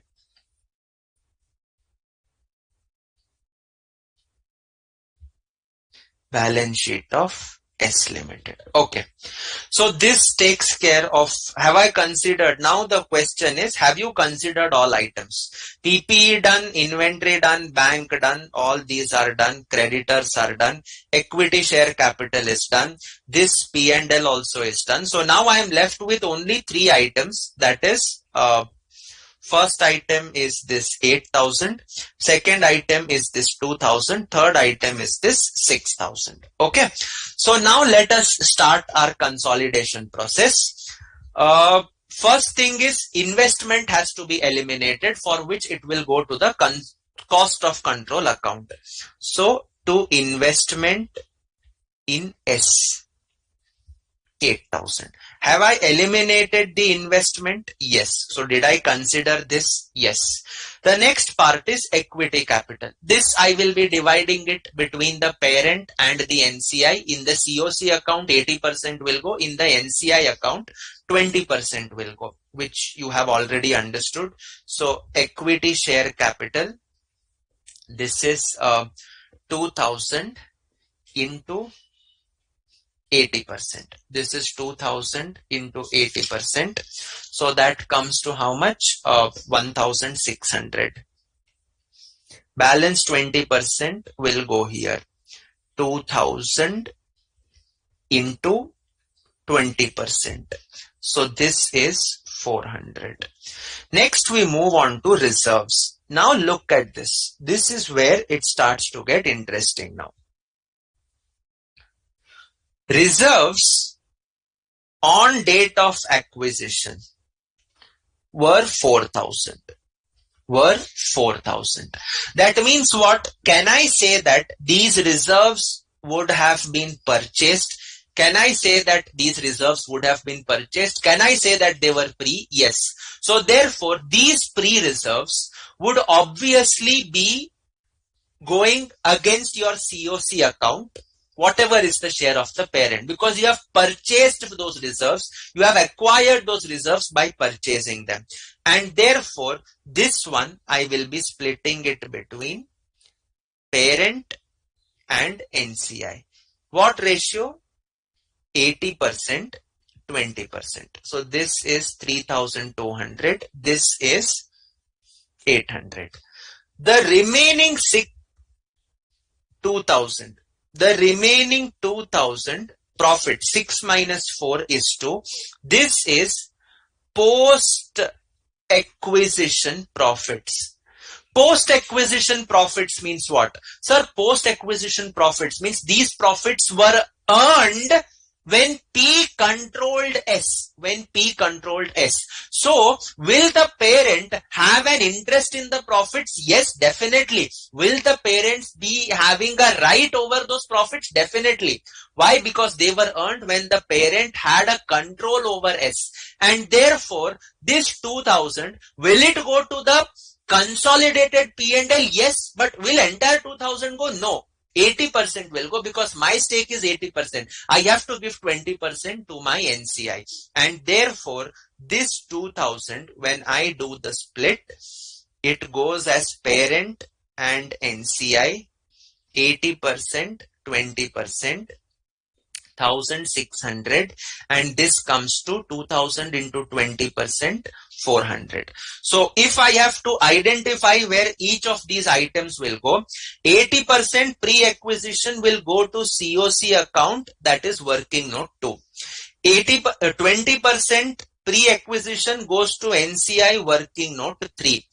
1,600 post-acquisition profits earned when the parent controlled S is an earnings for the consolidated balance sheet. It is the earnings for the owners of the parent. It will go to the consolidated P&L, that is working note 1, and NCI share will go in working note 3. Okay. So NCI will have pre-P&L from working note 4. ये कितना था? This was 800. So this is 1,200. What is this 1,200? Sir, this is balance carried down on 1/4/2021. Balance on 1/4/21. But we are preparing balance sheet on 31st March 22. So by balance brought down 1,200 post P&L. What is the share? Sir, the share is 400. So this comes to 1,600. This comes to 1,600. This comes to again 1,600. This is 31st March 22 balance carried down. This is what will come in your balance sheet. This is what will come in your balance sheet.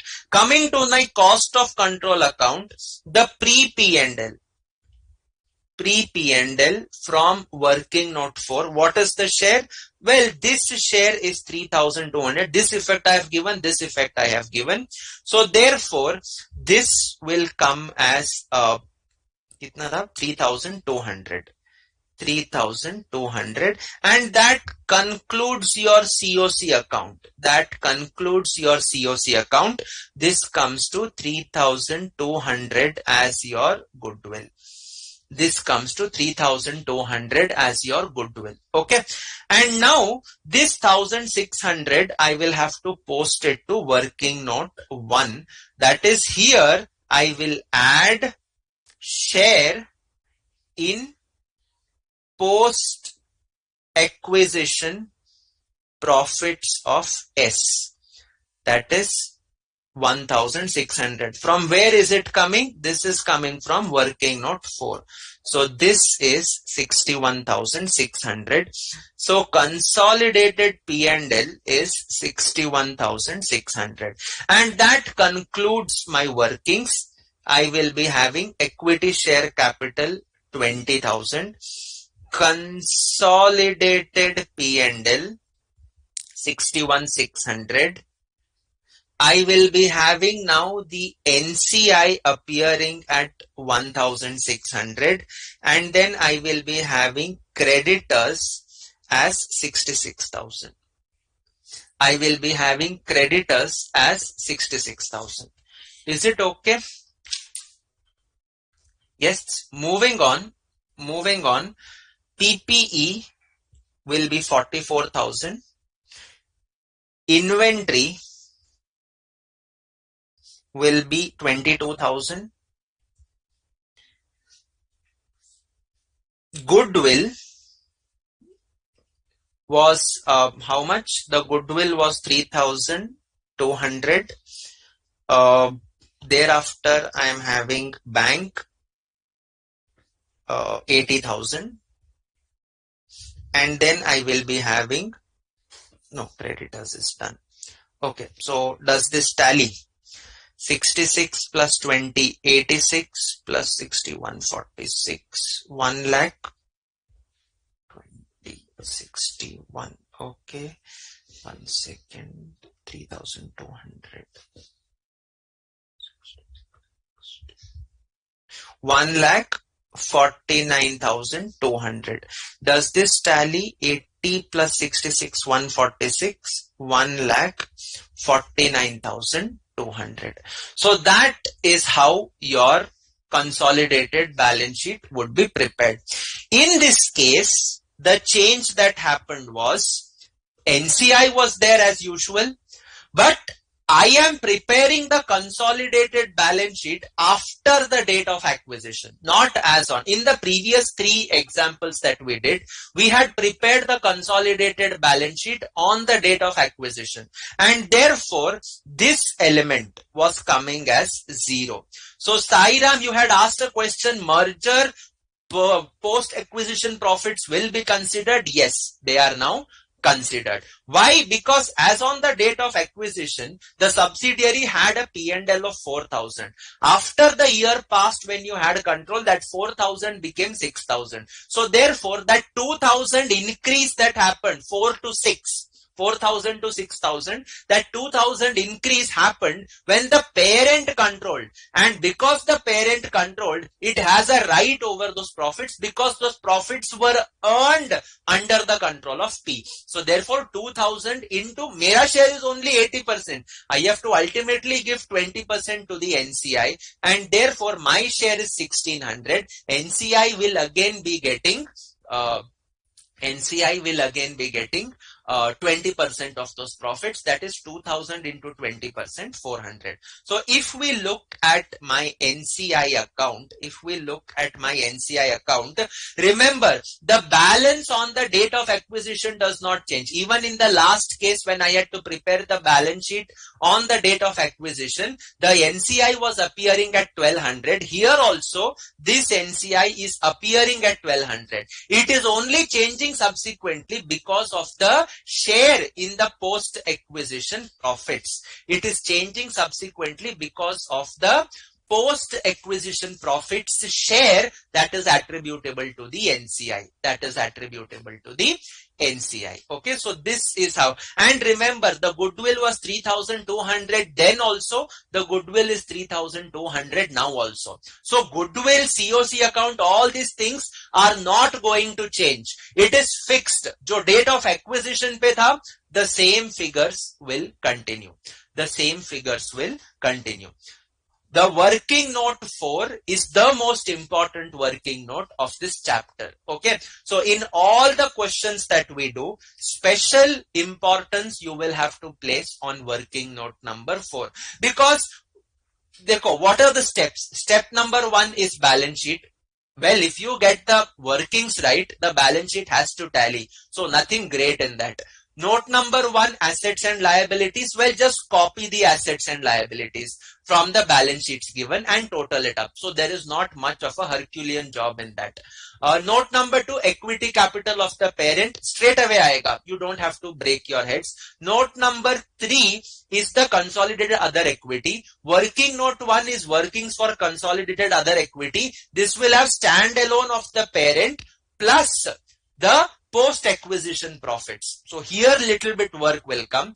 Working note number 2, cost of control account, it will remain the same. You will have investment, you will have the equity capital and pre-acquisition reserves. Working note number 3, NCI, all the workings flowing into working note 3, working note 2 and working note 1. Source kidhar hai? Source is the post acquisition or pre-acquisition profits. And where do the post and pre-acquisition profits come from? They will come from working note number 4, that is analysis of reserves. And any consolidation adjustments also that we will see. We have in all about 7 to 8 adjustments, fair value adjustments, impairment of goodwill, and then you could be having, upstream transaction, downstream transaction, dividend declared, bonus declared by subsidiary. All these things will be routed ultimately through the reserves of the subsidiary. And therefore, working note 4 becomes a very crucial hotspot for your problem. Okay, so the most important working note is your working note 4, that is your analysis of reserves of S Limited. Okay, so with this background, we have completed the consolidated balance sheet as on 31st March 22. There is no major difference. In all the three. The process has remained the same. I just incrementally started to add. First, we started with 100% holding on the date of acquisition. Then we did 80% holding on the date of acquisition. And finally, we did 80% holding with a balance sheet after the date of acquisition. Is it okay? Have we understood so far? Any doubts? K. Shivashankari, Karuna Shivashankari, have you understood? Sairam, Mahender, did you understand, guys? Yes. Have you understood?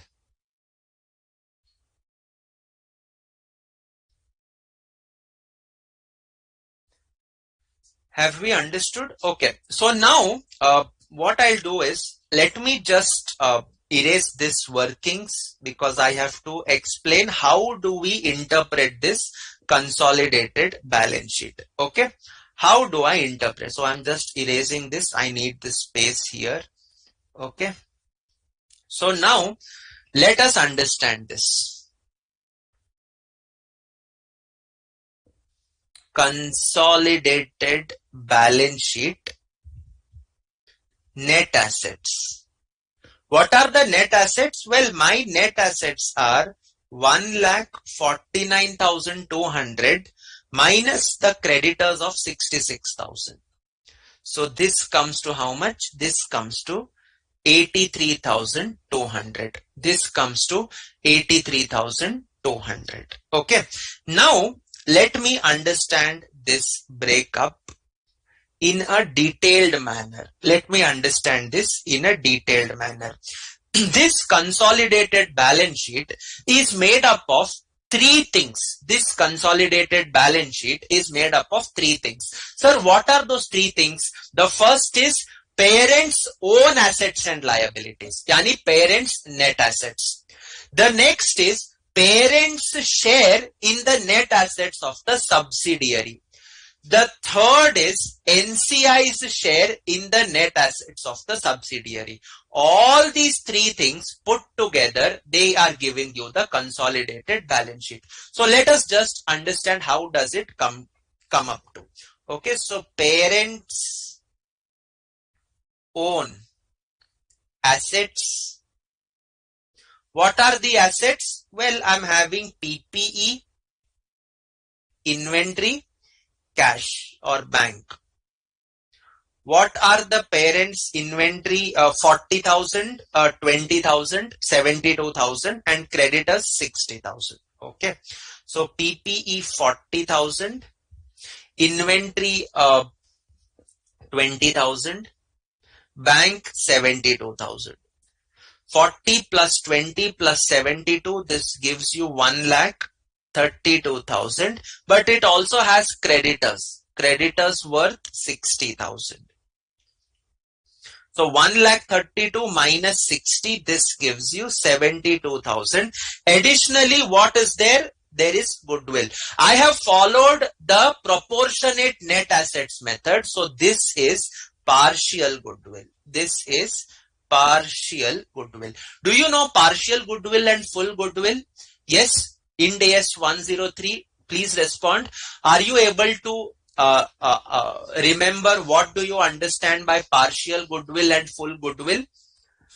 Do we remember partial goodwill, full goodwill?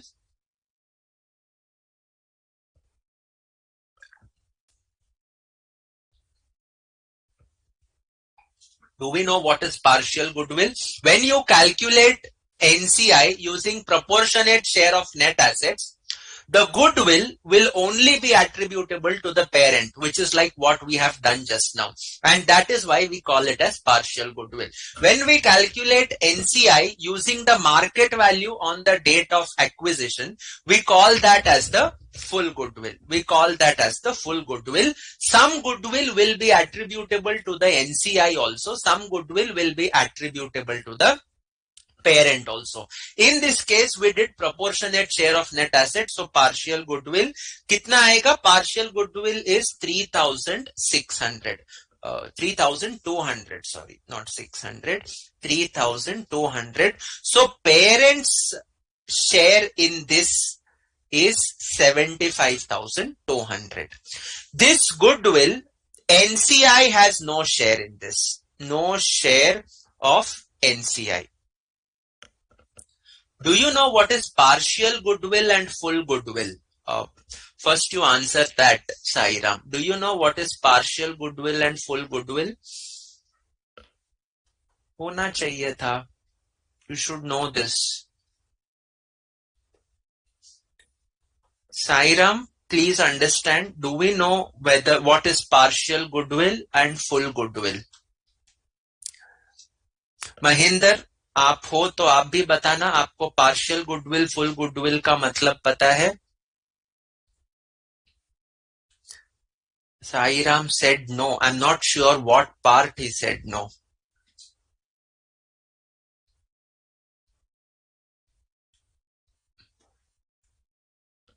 Please answer fully. अपने को पता है partial goodwill क्या है?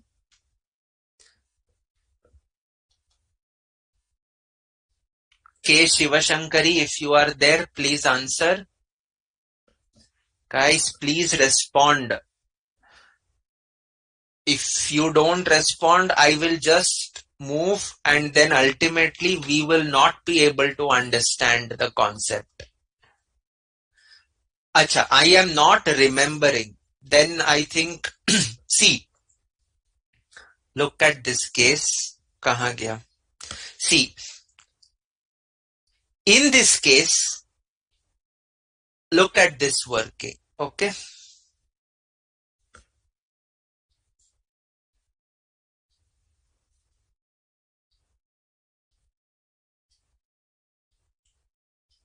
Okay, now see, PC was 8,000 rupees for 80%. Okay, net assets was 6,000.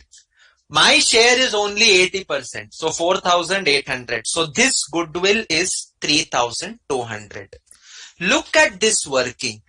In this working, is there NCI anywhere?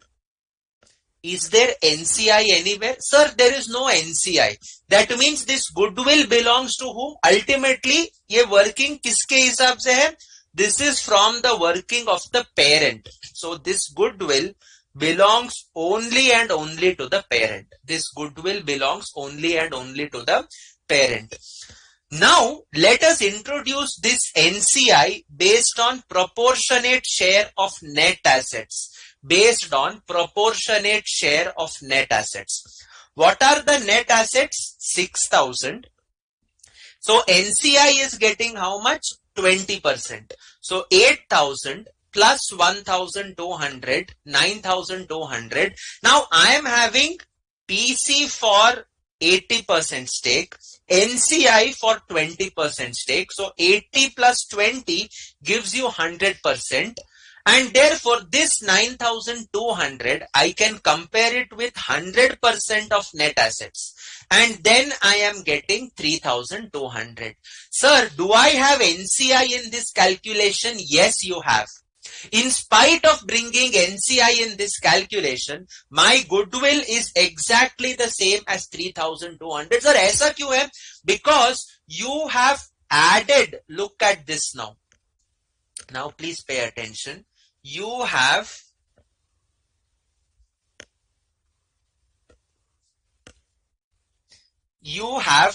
added NCI 1,200 and net assets. In this case, it was 4,800. Here, you have added 1,200 to make it 6,000. Arey, so what is happening? Sir, you are adding 1,200, you are deducting 1,200. Matlab NCI, you are just adding, and when you are comparing with the net assets, you are deducting. So therefore, in effect, the calculation is nothing but a reflection of this. And that is why this goodwill of 3,200 is entirely attributable to the parent. If I split and break down this transaction, I can remove the NCI entirely, in which case the parent is 80% owner of the net assets, 4,800. It has paid 8,000. So it has paid 3,200 extra, that is goodwill. This goodwill is attributable only and only to the parent, and that is why we call it as partial goodwill. That is why we call it as partial goodwill. When I say full goodwill, let us assume now that the market value, let us assume that market value of NCI is 1,500. Let us assume that it is 1,500. Whatever shares held by NCI into the market price on the date of acquisition, let us assume that it is 1,500. Now, if that is 1,500, then what are the changes which are going to happen? The changes which are going to happen is this will become 1500. So the 100% will be 9500, and therefore the goodwill will be 3500. Now these two are not the same.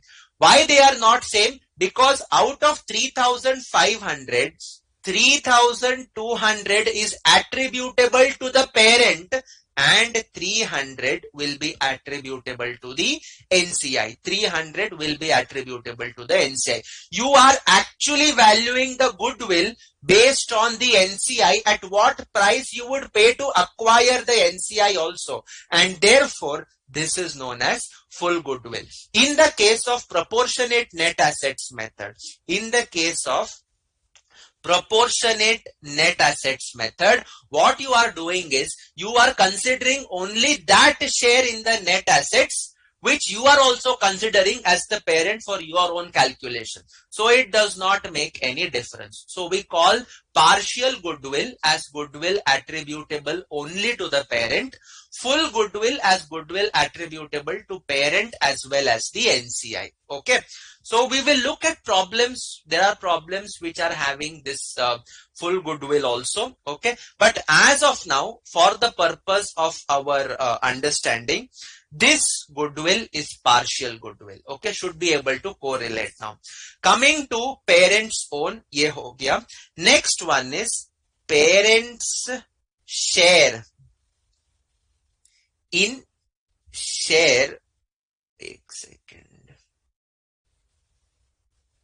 In S. Okay. So, assets. What are the total assets of S? 14,000. 4 plus 2 plus 8. So, 14,000 into 80%. This gives me 11,200. Liabilities kitna tha? That creditors of 6,000. 6,000 into 80%. This gives you 4,800. So 11,200 minus 4,800. This is the parent's share in the net assets of S. And finally, I will be having NCI share in the subsidiary. I will straight away take net assets. 14,000 minus 6, 8,000. So 8,000 into 20%. This gives you 1,600. Now, let us look at this balance sheet. Let us now look at this balance sheet. Can I see this 1,600? Yes, I can see this 1,600. So this 1,600 is appearing here. Now, what is the parent's ownership? 75,200 plus 6,400, 81,600. Can I see this 81,600? Can I see this? Yes. It is nothing but this total. It is nothing but this total. Okay. So the net assets of the parent is nothing but parent's own net assets plus what it owns of the subsidiary. ये दोनों चीजें मिला के this is what is becoming your consolidated balance sheet. So each consolidated balance sheet can be viewed as having three components: parent's own assets and liabilities, parent's share in the subsidiary, and NCI's share in the subsidiary.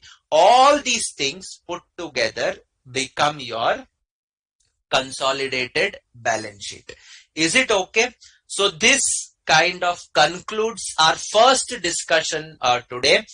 That is what exactly is a consolidated balance sheet and how do I prepare it. I've just given the brief steps, very brief steps. Okay.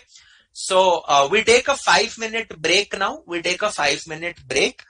Post the break, whatever we have discussed, we will write down some points for that. And we will also write down the steps for preparing the consolidated balance sheet. If time prepares, I will be giving one problem that can be solved. I will be giving one problem that can be solved. Is it okay? So we take a break now for 5 minutes. Okay. Let me know if you have understood or not. Okay. Yeah. Take a break. Nisarg?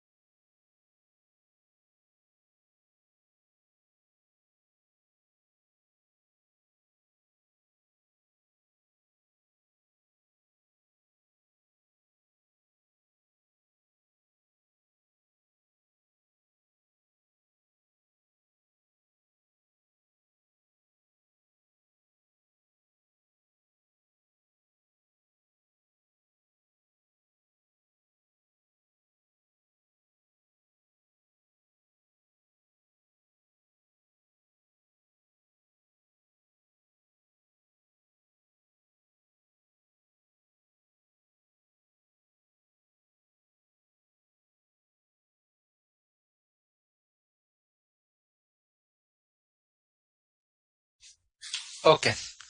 All right, guys. So, welcome back. I hope it has been kind of, uh, familiar with what we did over the last couple of examples, okay, that we did. So that should set the tone now for writing our theory, okay, for writing our theory, okay. So now give the heading in your theory part, consolidation process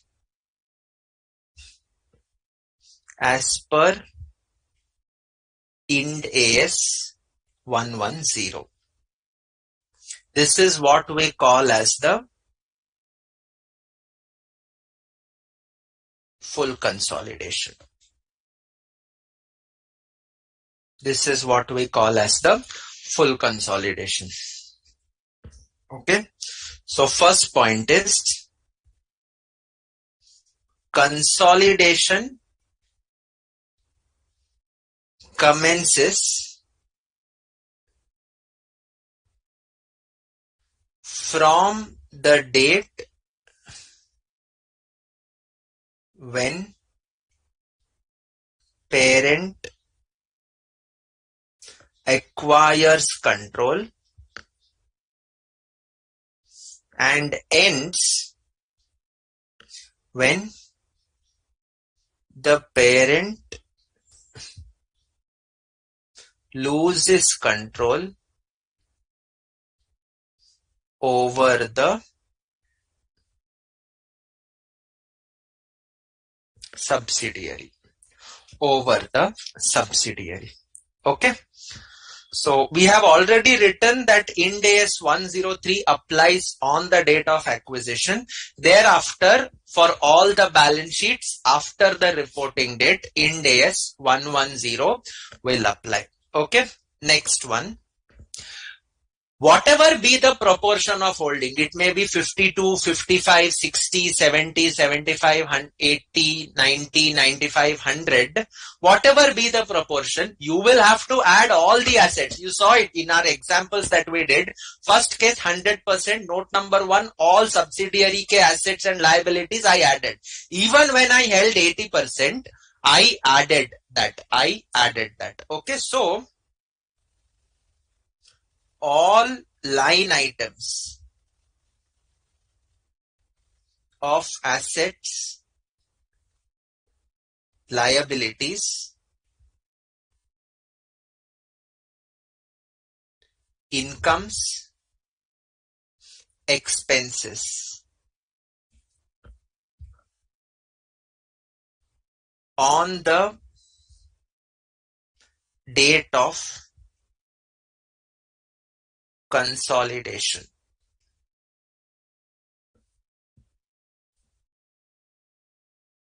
should be added line by line. Each line of asset, each liability, everything you will add line by line. This is irrespective of the stake of parent in the subsidiary. Academically, it could be anything between 51 to 100%. But as we all know that suppose your shareholding is 48% and the remaining 52% are widely dispersed, each shareholder holding less than 1%, all those things you would have done when you studied control. So that point of time, all those items will be even then, even though you hold say 48 or 49%, you will still be said to have a controlling stake, and therefore we use the word non-controlling interest. If you had done AS21, you would have used the term minority interest, because AS21 laid down a rule that you can consolidate only if you hold more than 50%. In Ind AS, it is more principle based. It's not necessary for you to hold 50%. If you have control over the business, then you have to consolidate. Okay. So academically we stick to 51 to 100%. Okay. And ऐसा ही होता है. Okay. Academically. Exclude investment in subsidiary, comma, reserves of parent and subsidiary for this purpose. This is talking only about assets and liabilities. I know that you know that equity is not a liability, reserves are not a liability, but nevertheless, वो क्या है ना, when you prepare working note 1, we tend to go in a very monotonous manner, and ऐसा नहीं होना चाहिए कि by mistake you add up the equity and the reserves. Okay, so that is the only reason why this line I have added. Next one is the parent's investment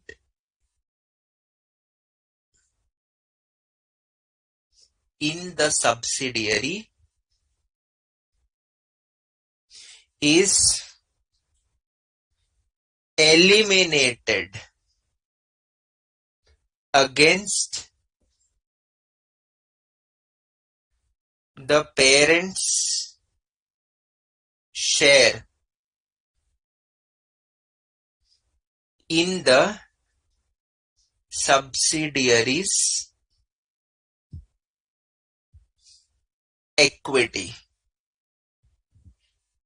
That is equity share capital plus reserves on date of acquisition. That is pre-acquisition reserves. That is pre-acquisition reserves.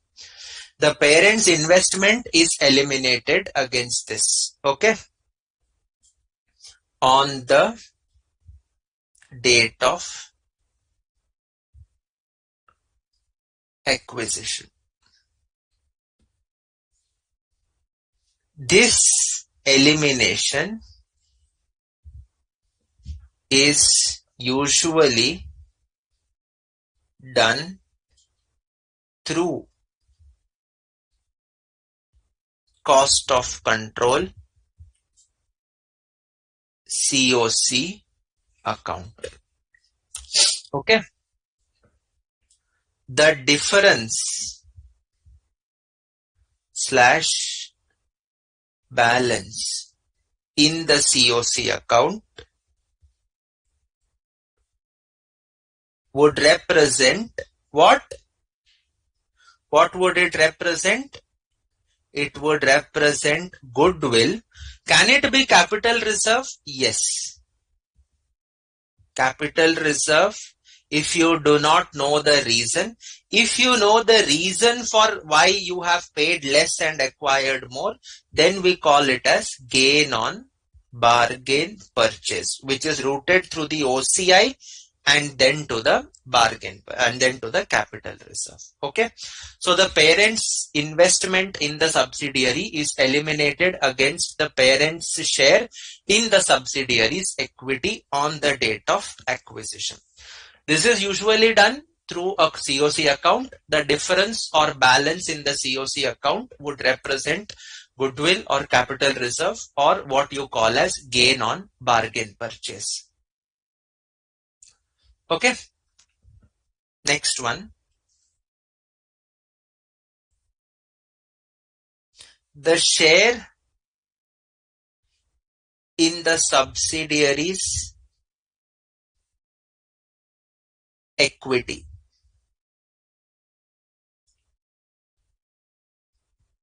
Not attributable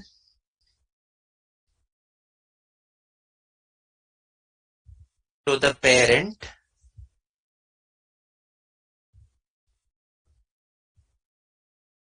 would be the non-controlling interest into bracket NCI. Ind AS 103 permits valuation of NCI either at fair value or at proportionate share of net assets or at proportionate share of net assets.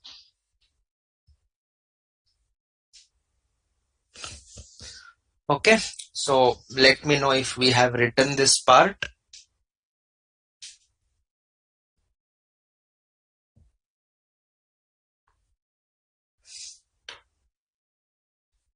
We have done all of this today, huh? So it is like a summary of whatever we have discussed.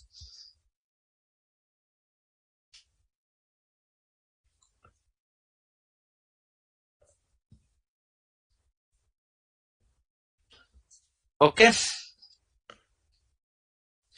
so this is your point number 4. Continuing point number 4. Okay, this is point number 4. Continued.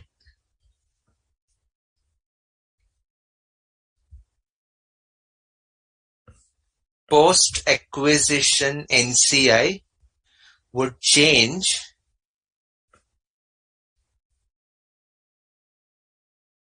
only due to NCI's share in the post-acquisition reserves of the subsidiary. Okay, so you remember 1200 जो NCI था in our example, it became 1600. Okay, you can have a look here. This 1200 became 1600. Why? Only because of the post acquisition earnings. Otherwise there is no reason why it should undergo a change. So my NCI will change only on account of post acquisition reserves. जो भी NCI का share है, whatever is NCI's share. And last step, all reserves of the subsidiary would need to be analyzed between pre and post acquisition, following which it should be allocated to parent and NCI based on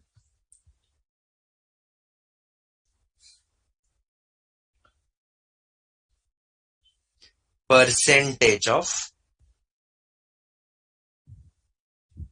shareholding. Based on percentage of shareholding.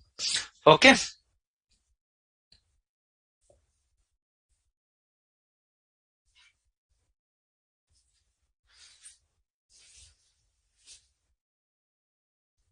the parents share in pre-acquisition reserves is adjusted in the COC account as the parent would have paid the PC to acquire those shares. Such profits, such pre-acquisition profits are also termed as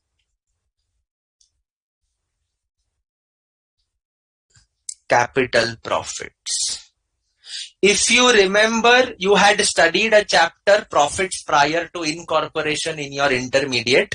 They would go to your capital reserve. So this is profits earned prior to acquisition. So they become your capital profits. They cannot go in your consolidated P&L. They will go to your COC account, ultimately being reflected in your goodwill or capital reserve. Okay.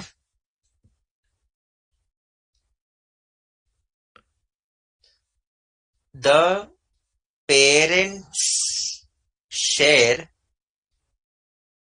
in post acquisition reserves would be added while determining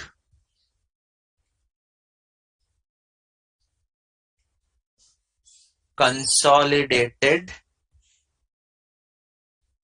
reserves balance, as these profits are earned when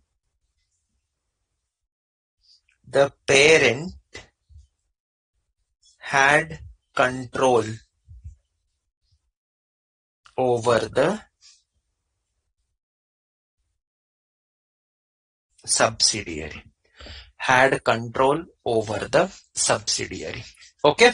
So these are the major principles, or what you call process, understanding of the process that is there. Okay. This is the major understanding of the process. Whatever we have been doing right from day one, right from the first minute today till now, whatever we have discussed, I think I have given you a fair written note on that. So this should help you out for your understanding. Okay. Any doubts so far? Any doubts?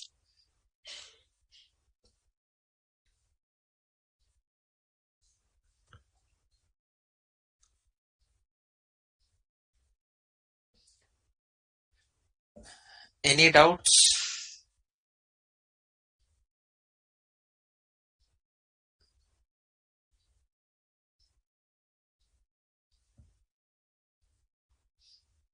Written down?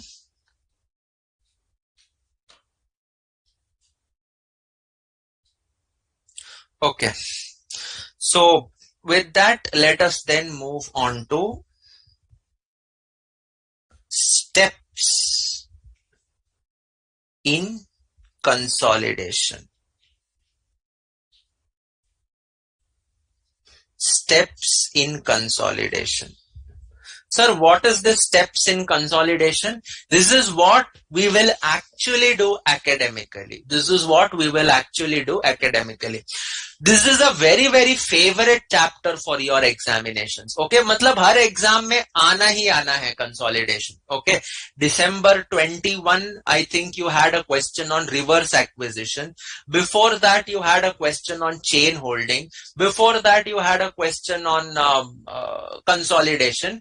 मतलब हर exam में 15 to 20 marks you will लिख के रख लो, you will get a question on either Ind AS 103 or Ind AS 110 or both of them together. And therefore this becomes a very very vital question from your examination perspective. So how do we exactly follow the consolidation process to get maximum marks in the minimum possible time? देखो, we get 15 marks to 20 marks. So ideally, we should not be investing more than half an hour for this question. If we take more than half an hour, say 40-45 minutes, what happens is you are eating into the other questions. You are eating into the other questions. So consolidation is more of a what you can say, it is like your amalgamation AS 14 questions that you had. Lamba chauda question rehta hai. You used to get questions to prepare the journals, ledgers and draw the balance sheet, or pass the journal entries, draw the balance sheet, or prepare ledger accounts, draw the balance sheet. It is a huge process. Ultimately answer aayega, but we have to also be careful about the time that we are investing. If you have to get the maximum out of this consolidation, the way is understand these steps, follow them, so that we can complete the question within a span of 25 to 30 minutes. Beyond 30, it means you are risking the other questions. Doesn't matter if you get 100% accurate balance sheet after spending 50 to 55 minutes. What is the output? You have spent nearly 1 hour of your exam only for 20 marks. That means you are having 2 hours left for 80 marks. Okay, which is not good planning from an examination perspective. So first thing is, देखो, you are all professionals. Okay, so you need to understand that we have to prepare the balance sheet in schedule 3 format. So first thing is prepare, first step, the balance sheet in schedule 3 format. In schedule 3 format. Okay, so we will see the schedule 3 format.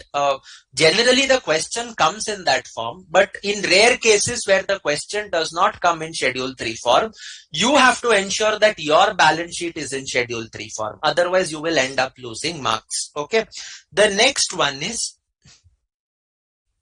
prepare consolidation notes. Prepare consolidation notes. Acha, note 1, you would be having assets and liabilities. Assets and liabilities. Okay, so how is the format going to look like? Particulars, parent, subsidiary,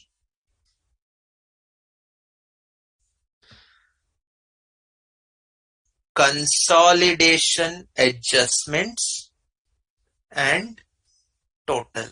So for example, you will have property, plant and equipment.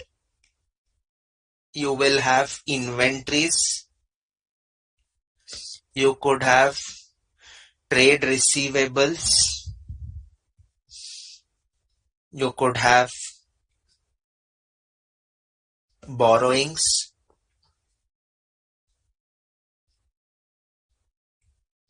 Trade payables. All these things.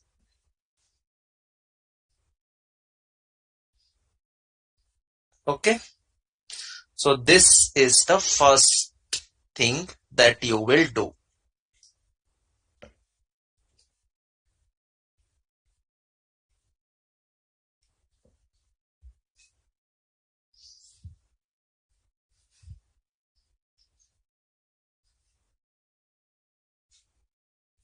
Okay, now how do I record these items? कुछ नहीं, सीधा question देखो. These items which are there, these amounts in the parent and subsidiary column, do not make any adjustment. What is there in the question? Straight away write it for parent and subsidiary. Don't do any adjustment. Okay, adjustments are there in the question. For those adjustments, you are having the consolidation adjustments column separately.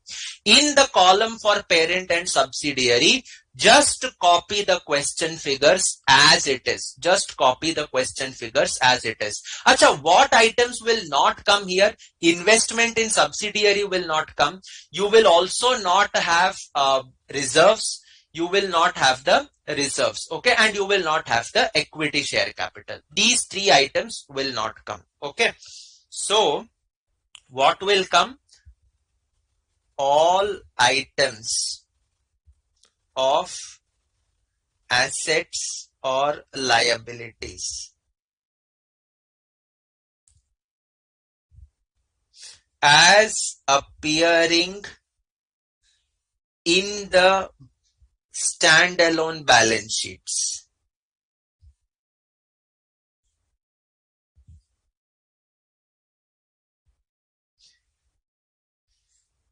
Before making adjustments. ये सबसे important है. This is very important. Before making adjustments. Okay. Should be considered. Totaling to be done after all adjustments are completed. Because what happens? Many times what will happen? So वही लेना है ना, so you take that and immediately do the total and pull it in the balance sheet. Then when are you going to do the adjustments? Okay, so totaling to be done after all adjustments are completed. Okay, can we do simple additions in the balance sheet itself without the notes? Yes, you can. You may end up losing 1 or 2 marks. You may end up. Okay, Kumar Mangalam, कर सकते हो. Okay, so you can do that, but I would prefer if you do this note 1. Okay, any examiner would prefer. Suppose you don't do, you do a direct addition, then also it will work. Follow that only if there is no time. If there is no time. Okay, totaling to be done after all adjustments are completed. Okay, and then the following items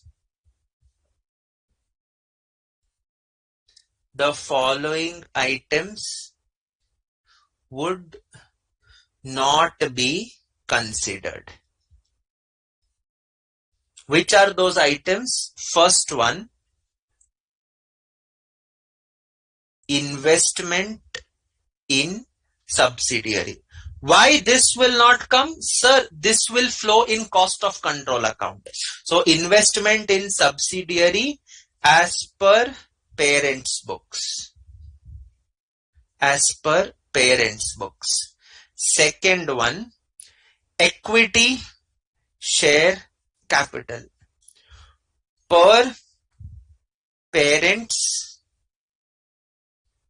and subsidiaries books. Third one, reserves other equity of parent and subsidiary. Why these items won't come? Well, investment in subsidiary will not come because that goes in COC account.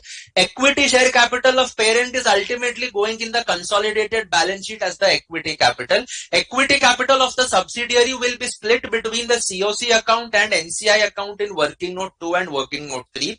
We have seen that. Reserves or other equity, we have to ultimately analyze the reserve. Parent ka reserves will go in consolidated reserves. Subsidiaries reserves has to be analyzed. Pre-reserves will go to the COC account and NCI. Post-reserves will go to the consolidated P&L as well as the NCI. Okay, so that is why they will not come here. So this is note 1, assets and liabilities. The next one, okay, just note this down. Note this down. All right.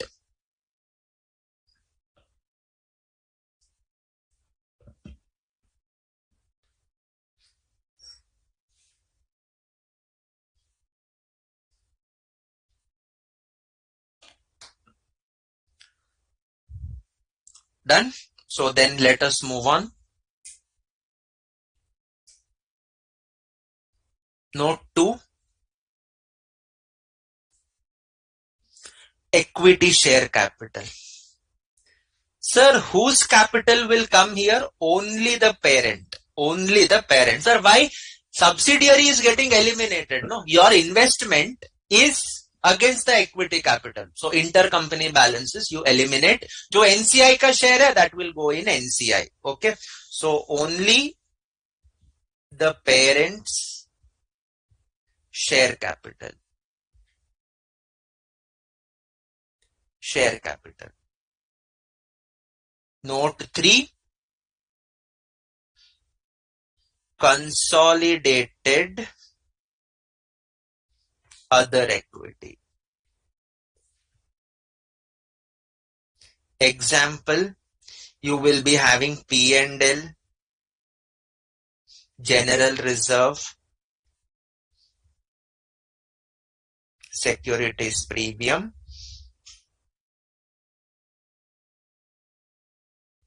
so all these items would normally flow from working note 1. All these items would flow from working note 1. Okay. So this is just an illustrative list. Retained earnings ho sakta hai, capital reserve ho sakta hai. You could be having all those items appearing here. Okay. Then the third step would be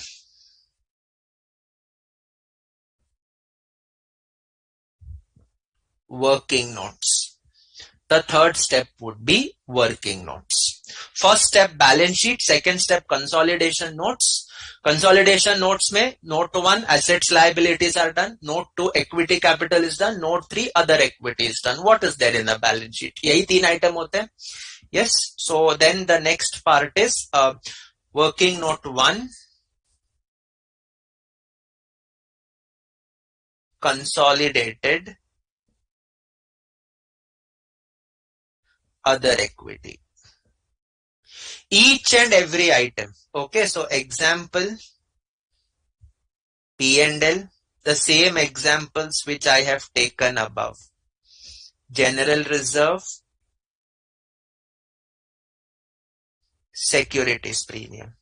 What will come here? Well, the standalone from parent's balance sheet. यार parent का तो same ही आएगा ना, because you are ultimately consolidating the parents.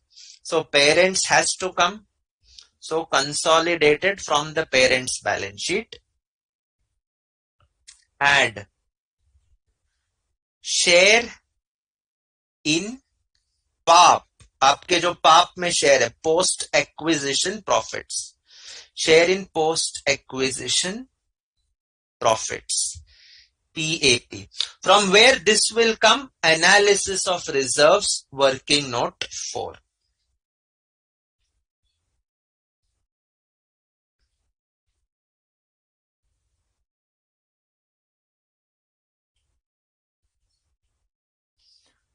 This will come from working note number 4.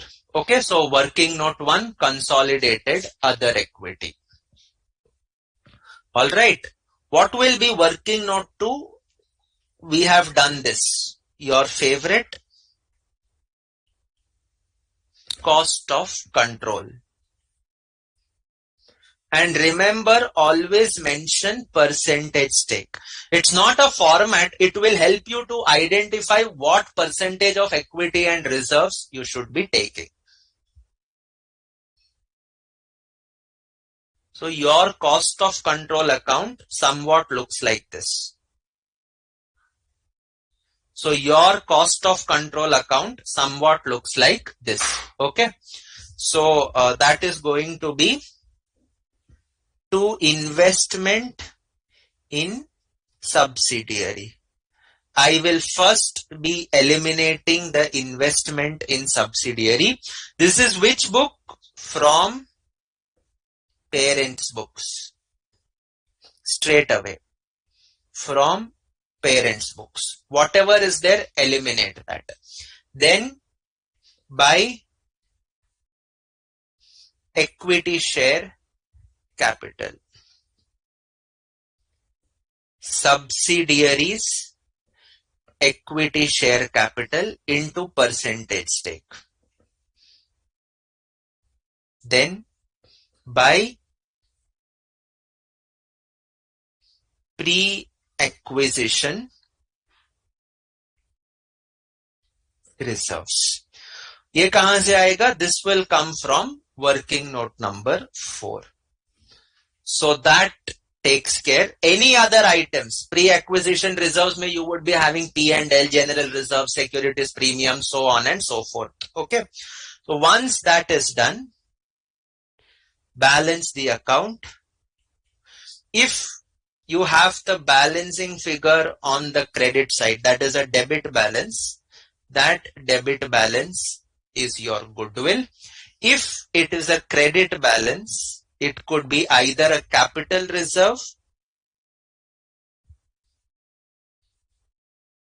or it could be gain on bargain purchase, which would go to OCI, and from there it would go to the capital reserve. Okay. So this is your cost of control format. This is your cost of control format. Okay. Just copy this part. Copy this part.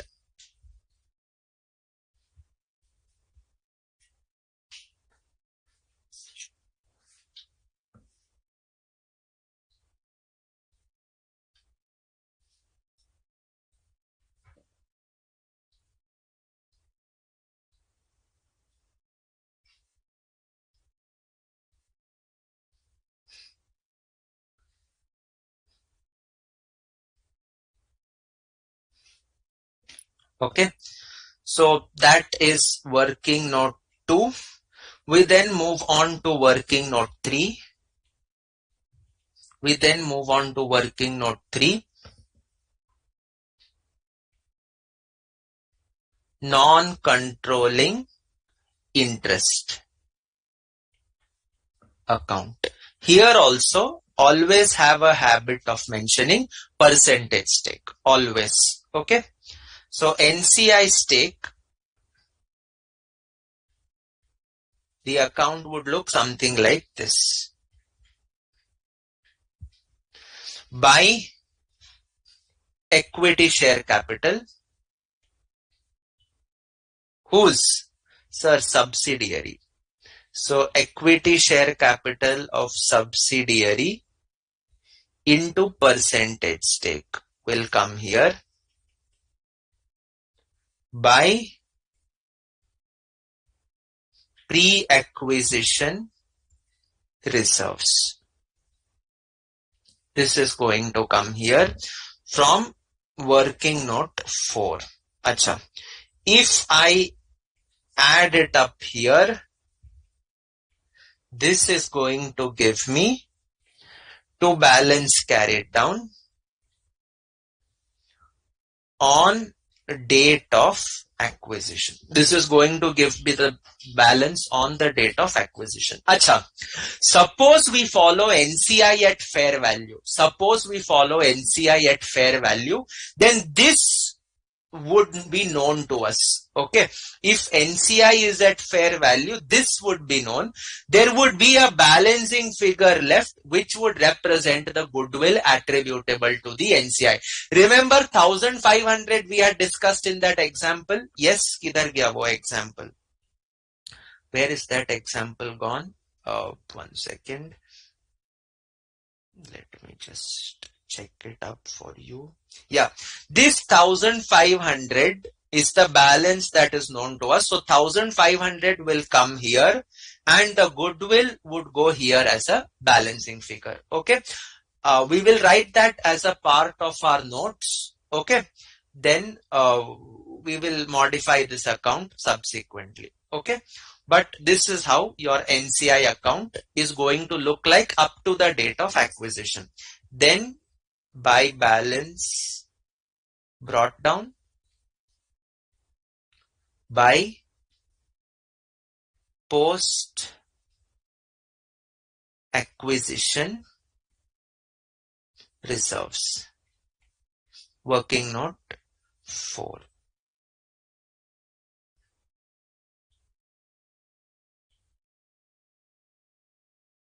Balance this account.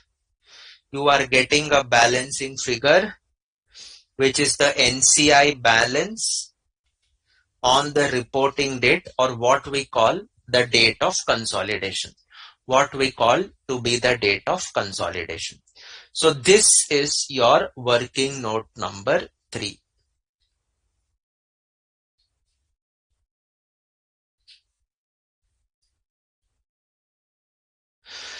This is your working note number 3 ka format. This is working note number 3 ka format.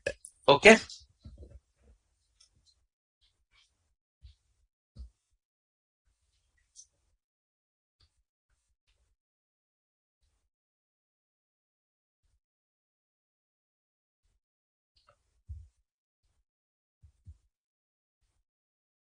Done. So let us then move on. Just some points. Unless specifically mentioned, comma, NCI should be computed using the proportionate net assets method. What is proportionate net assets? What we have just now done. Either equity capital, pre-acquisition reserves, you divide it in the ratio and then you find the balance of NCI, or jo net assets the uska proportionate share given to NCI. So that is known as proportionate net assets method. And this fact should be mentioned in the solution. So if they don't give any data for fair value, you have to calculate using the proportionate net assets method, and please mention this in the solution. You give it as a note. Normally what we do is NCI account uske niche hi likh dete as per proportionate net assets method. Okay, so normally we follow that. It would be better if you also do the same. Okay, second.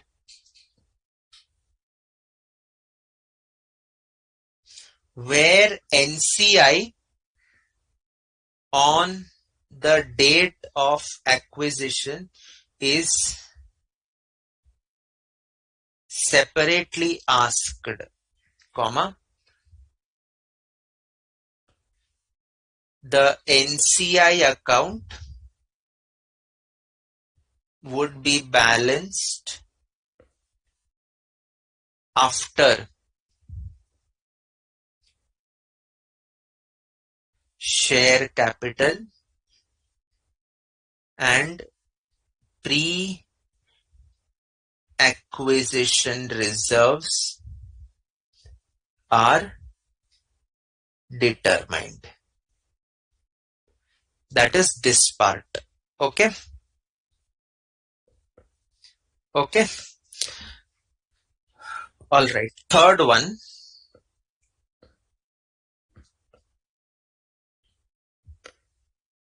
Where NCI on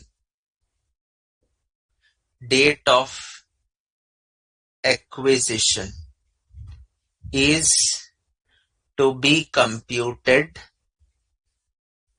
at fair value.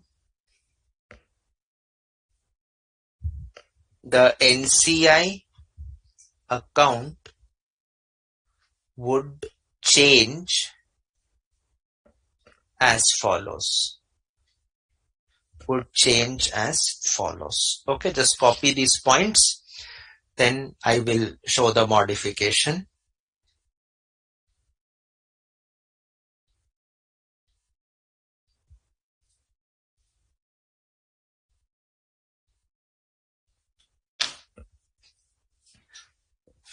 The NCI account would change as follows. Okay, so just copy this part and then hope you have copied. Now the NCI account will look like this.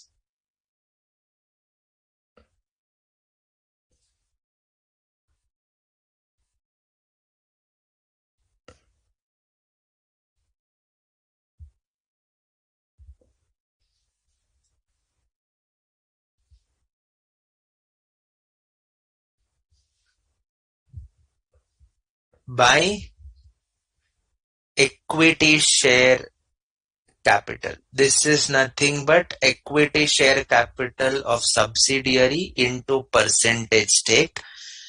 This will be the same. By pre-acquisition reserves. This will come from working note 4. No change in this. Then what we will do is fair value of NCI is given to balance carried down.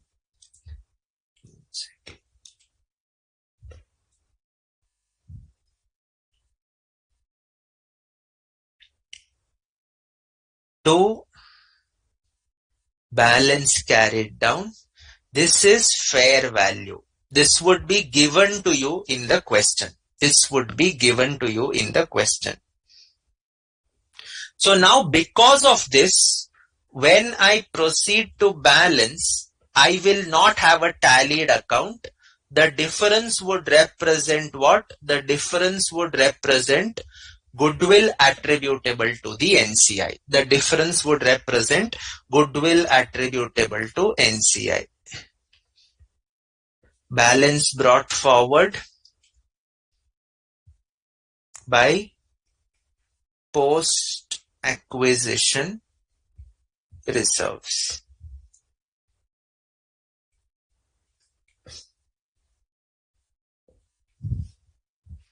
So this is going to be to balance carried down.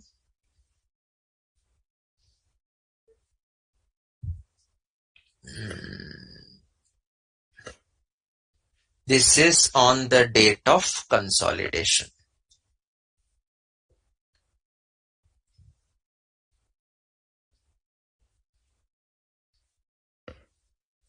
This is on the date of consolidation. So now I am having a goodwill figure here also. I am having a goodwill figure in the COC account also. So your full goodwill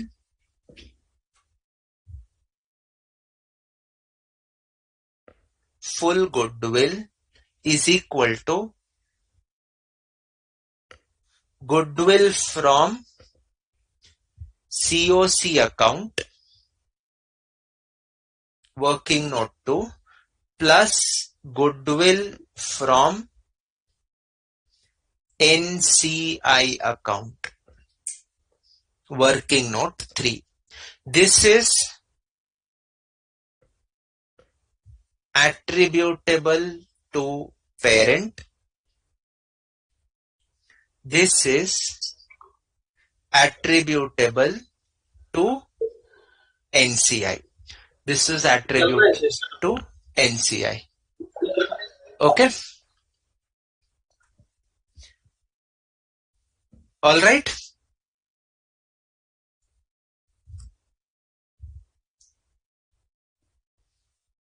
So these are the changes that will happen. These are the changes that are going to take place.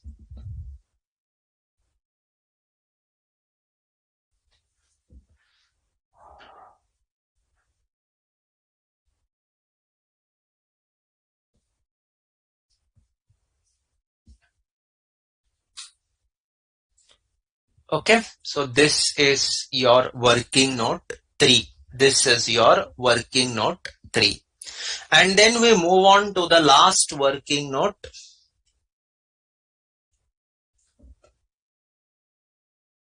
Working note 4, the most important, analysis of reserves. Example P. This is always of the subsidiary. Always of the subsidiary. Okay, don't think you will analyze the parent's reserves. Parent's reserves are directly going to the consolidated P&L, consolidated other equity. Okay, this is always of the subsidiary, bhulna mat. Okay, of P&L or general reserve or securities premium, etc. I have taken the same examples which you are having. Okay, कहां से आएगा ये? From subsidiaries balance sheet. From subsidiaries balance sheet.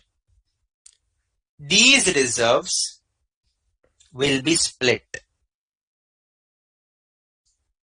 They will be split. How will I split them? Pre and post. So balance will come here. Balance will come here. You could be having certain adjustments. You could be having certain consolidation adjustments. Okay. So the impact of those adjustments will be considered. Adjusted balance. Adjusted balance. This would then be split between the two owners of the subsidiary, that is parent and NCI, parent and NCI, in the ratio of shareholding. Acha, where this will go? This will go to COC account, working note 2. This will go to NCI account, working note 3. This will go to consolidated P&L because it is a post reserve, working note 1. This will go to NCI account, working note 3. Okay, so this is the working that we will do for analysis of reserves. And you will do this for each and every reserve that is there of the subsidiary. Similar workings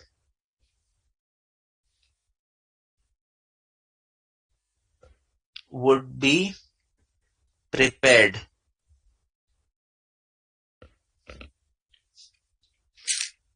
for all reserves in the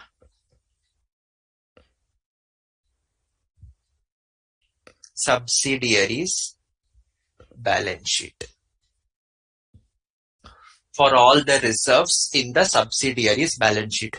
Is working note for the last working note? Not necessarily. ये जो adjustments है, you could be having separate working notes for that also. Okay. The adjustments in the question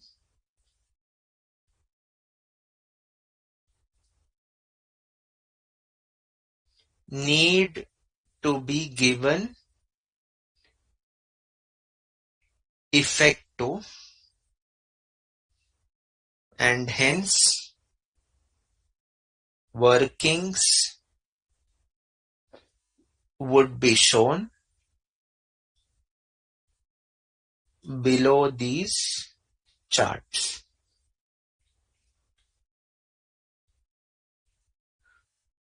Okay, so that takes care of those workings. So we have completed how many steps? Step 1, step 2, step 3. Okay, so now step 4 would be give effect to all other consolidation adjustments. To all other consolidation adjustments. For example, intercompany loans, debts, inventories, etc. And last step, after all adjustments or items are considered, balance the 3 accounts